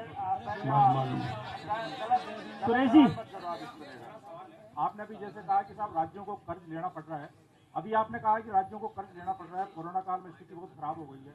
तो सर जैसे कर्ज ले लेके अपन आगे बढ़ते रहेंगे तो राज्य में तो बाहर बहुत ज्यादा बढ़ता जाएगा, और अभी अपन है कि जीएसडीपी का मतलब अपने 40% से ज्यादा कर्ज ले लिया है। तो ये अगर यही ऐसा रहा तो ये तो ट्रेंड बहुत राज्य में आने वाले भविष्य में बहुत ही स्थिति खराब हो जाएगी। गोवर्धन जी, कर्जा लेने का जो आप कह रहे हो ना, भारत सरकार की जो पॉलिसी होती है, फाइनेंस कमीशन की जो गाइडलाइन होती है, उससे हटके कोई कर्जा ले नहीं सकता। इसका मतलब है कि राज्य की जो स्थिति है, वहाँ की संभावना क्या है रेवेन्यू की, आगे क्या संभावना रहेगी, आज की तारीख में क्या फाइनेंशियल स्थिति है, उसको देख के फैसले होते हैं। भारत सरकार की गाइडलाइन से आप अगर मैं चाहूँ, मान लो आज तो मैं कर्जा नहीं ले सकता बाजार से, उसमें भारत सरकार की परमिशन लेनी पड़ती है। परमिशन तभी मिलती है अब जब आप गाइडलाइन में आते हो। तो वो कर्जे तो बढ़ते जाते हैं, हर सरकार किसी की भी, हर राज्य के कर्जे बढ़ते हैं। और मैं उम्मीद करता हूं कि राजस्थान में हम लोग अच्छा मैनेजमेंट करेंगे तो कम से कम विकास नहीं रुकेगा। गोवर्धन जी, योगेंद्र जी, 1 मिनट भैया रुको। गोवर्धन जी, सर मेरा सवाल है, 25 से 27 आप जो इन्वेस्टर सबमिट कर रहे हो, कोरोना की पाबंदियां अलग से हैं, इस समिट का क्या होगा? बहुत सारे लोगों के इंडस्ट्रियलिस्ट भी पूछ रहे हैं कि इस समिट ये होगी या नहीं होगी या मॉडिफाइड रूप में होगी, नंबर 1। दूसरा सर, बहुत सारे जो बेरोजगार हैं, खास करके रीट वाले, वो कह रहे हैं कि 30,000 पद आपने पहले दिए, उनको 50,000 किए जाएं। ये 2 सवाल। पहला सवाल का क्या बोला आपने? ये इन्वेस्टर समिट ये होगी कि नहीं होगी 25 से? ये मैं आपसे पूछता हूँ, होनी चाहिए नहीं होनी चाहिए? मतलब किस रूप में होगी? हम तो सरकार में है नहीं। नहीं, मेरा मतलब कि आप क्या सोचते हो, अगर केस बढ़ते हैं बहुत ज्यादा तो सोचना पड़ेगा, और नहीं तो हम लोग करेंगे उसको, इस बात है। और जहाँ तक रीट की बात है, कोई भी देखिए, जब हम इतनी बड़ी संख्या में रोजगार दे रहे हैं लोगों को, 1 लाख लोग लग चुके हैं लगभग, आगे भी लगातार लग रहे हैं, रोज वैकेंसी निकल रही है, तो बच्चों को चाहिए कि वो जाके पढ़ाई करें अपने घरों पे, आगे की तैयारी करें। अगर पहले वाली जो निकली हुई है वैकेंसी, जिसके लिए एग्जाम हुआ है, उसी को हम आगे बढ़ाते जाएंगे संख्या, ऐसा कभी होता नहीं है। तो जो लाखों बच्चे घर बैठे पढ़ाई कर रहे हैं आगे के एग्जाम के लिए, उनका क्या होगा? तो ये जो मांग कर रहे हैं उन बच्चों को, खुद को मैं अपील करूंगा कि उनको खुद को ये मांग नहीं करनी चाहिए, बल्कि पढ़ाई करनी चाहिए, जिससे कि अगली बार उनका भी नंबर आए। ये बराबर।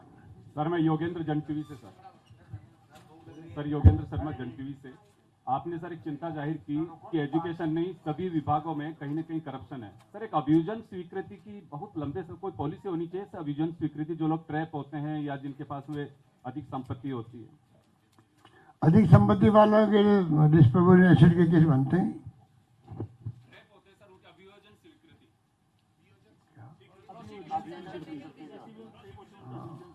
विभागों से नहीं मिल पाती उनको। देखिए एक सेकंड, देखिए ये जो, एक मिनट, ये जो न्यूज में भी आता है, मीडिया में भी आता है, कई बार हमें भी लगता है भाई ये न्यूज आई है कि भाई स्वीकृति नहीं मिली, और स्वीकृति देना नहीं देना डिपार्टमेंट सूचना के देता है। हमें लगता है भाई कि यार एसीबी ने कार्रवाई करी और स्वीकृति क्यों नहीं मिल पा रही है। डिपार्टमेंट का प्रयास होता है, ऐसा नहीं है डिपार्टमेंट कोई पक्षपात करने के लिए मना ही कर दे हर वक्त, ऐसा नहीं होता है। ऑन मेरिट पे होता है, ऑन मेरिट पे होता है। ये मैंने महसूस किया है कि कई बार केस बन जाता है, ट्रैप नहीं होता, मान लीजिए केस बना दिया, परिस्थिति दूसरी थी तो ऊपरी जांच की जाती है उसकी। पर हमारे यहाँ राजस्थान में जो एसीबी ने जो काम कर रही है राजस्थान भर में, मेरे ख्याल देश के अंदर बहुत कम एंटी करप्शन डिपार्टमेंट होगा जिसने राजस्थान की तरह काम किया हो, ये मैं कह सकता हूँ आपको। और हम लोग खुद मॉनिटरिंग करते पूरी उसकी।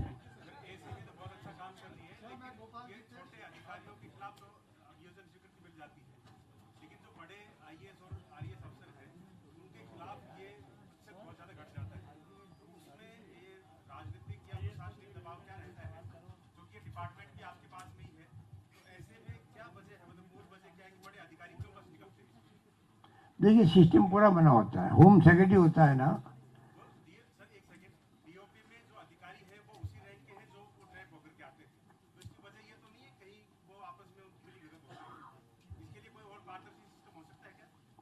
देखिए ऑर्डिनेंस सर्विसेज होती है ना, आईएएस, आईपीएस, आईएफएस, वो कंट्रोल होती है भारत सरकार से, कंट्रोलिंग अथॉरिटी भारत सरकार होती है, वो देती है इसके लिए, इसे गवर्नमेंट नहीं करती है उसके लिए।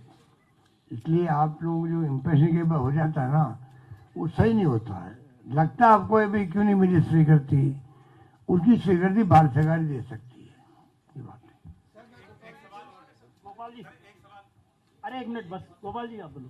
सर मैं गोपाल गीतेश, आपने कहा मैं 3 बार सेंटर में मिनिस्टर रहा, तो आप कभी टेक्सटाइल मिनिस्टर भी थे राजस्थान सरकार। उस समय आपने एक राजस्थान के ट्रेडिशनल जो इंडस्ट्रीज हैं, जैसे वूलन इंडस्ट्रीज और भीलवाड़ा की हैंडलूम इंडस्ट्रीज, उनके लिए आपने उनकी इकोनॉमिक और सोशल प्रोटेक्शन के लिए आपने एक प्लान बनाई थी। उस समय जब आप टेक्सटाइल मिनिस्टर थे, और रघु शर्मा जी को डायरेक्टर बना के आपने उसको स्कीम को ये नोटबंदी के बाद में, जीएसटी के बाद में और रेसिसेशन के बाद में भीलवाड़ा की जो ट्रेडिशनल इंडस्ट्री थी पावर लूम की, और जो आपके मारवाड़ में जो आपकी वूलन इंडस्ट्री थी, और जो ऊँट के जो कंबल बनाते थे या और भी जो ये कारपेट वारपेट का काम करते थे, तो वो दिन पे दिन बहुत हालत खराब हो गई और उसमें 60% लोग मनरेगा से जाके अपनी आजीविका चला नहीं सकते। अब आप चूँकि राजस्थान से संबंधित है और राजस्थान की ट्रेडिशनल इंडस्ट्री है पावर लूम की और वूलन की, मारवाड़ की और बीकानेर की, तो आप क्या अपनी नई औद्योगिक नीति में इन लोगों को प्रोटेक्शन देने के लिए कोई योजना बनाएंगे कि उनकी आर्थिक स्थिति, उनके सोशल स्टेटस कैसे डेवलप हो, इसके लिए आप क्या करना है? मैं इसको दिखवा दूंगा जो आप बता रहे हैं, इसको मैं मालूम करके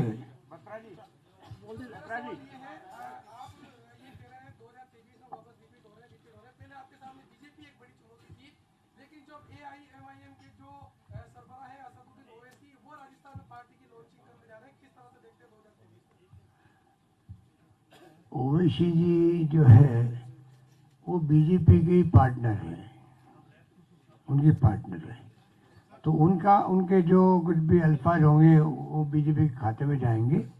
ये दोनों मिली भगत करके बात कर रहे हैं, ज्यादा मैं नहीं समझता। लोग बहुत समझदार हैं इस देश के अंदर। राहुल गांधी ने जो डिबेट शुरू करी है हिंदुत्व की, उसमें आपको जाना पड़ेगा। बैठो, एक मिनट बैठो, बड़ा अच्छा क्वेश्चन पूछा आपने। देखिए देश में जो मैंने कहा कि डेमोक्रेसी खतरे में है, संविधान खतरे में, मैंने क्यों कहा? कोई मुल्क जो है धर्म के नाम पर बन तो सकता है, अगर धर्म के नाम पर, हिंदुत्व के नाम पर हिंदू राष्ट्र बनाने की बात की जा रही है, अगर ये हिंदू राष्ट्र बन जाए जैसा लोग सपना देख रहे हैं, तो पाकिस्तान उदाहरण हमारे सामने पड़ोसी हमारा है, हमसे अलग होकर पाकिस्तान बना, हिंदू राष्ट्र, मुस्लिम राष्ट्र बना, इसलिए अलग हुए वो। फिर दो टुकड़े उनके क्यों हो गए? मुसलमान वो भी है, मुसलमान ये भी थे, बांग्लादेश वाले क्यों हो गए? वहाँ बोली जाती बंगला, यहाँ बोली जाती उर्दू, ठीक है। वहाँ तो दो बोली जाती है, हमारे यहाँ तो तमिल, तेलुगु, मलयालम, पंजाबी, गुजराती, मराठी, कितने बोली हैं यहाँ पर। तो क्या हिंदू राष्ट्र बन सकता है यहाँ पर? तो ये जो सपना देख रहे हैं, ये लोगों को गुमराह कर रहे हैं सत्ता में बने रहने के लिए और सत्ता में आने के लिए। वो कामयाब भी हो गए हैं, कामयाब तो हो गए वो, पर आज देखिए कितना लोगों में असंतोष है, असुरक्षा की भावना है, जेल में जा रहे हैं बिना बेकसूर लोग, लिचिंग हो रही लोगों की। ऐसा माहौल 70 साल में कभी नहीं था देश के अंदर। और फिर मोदी जी कहते हैं कि 70 साल में कुछ भी नहीं होगा। तो ये देश की जनता को फैसला करना पड़ेगा अल्टीमेटली कि सच्चाई पे कौन है, ये मानना है।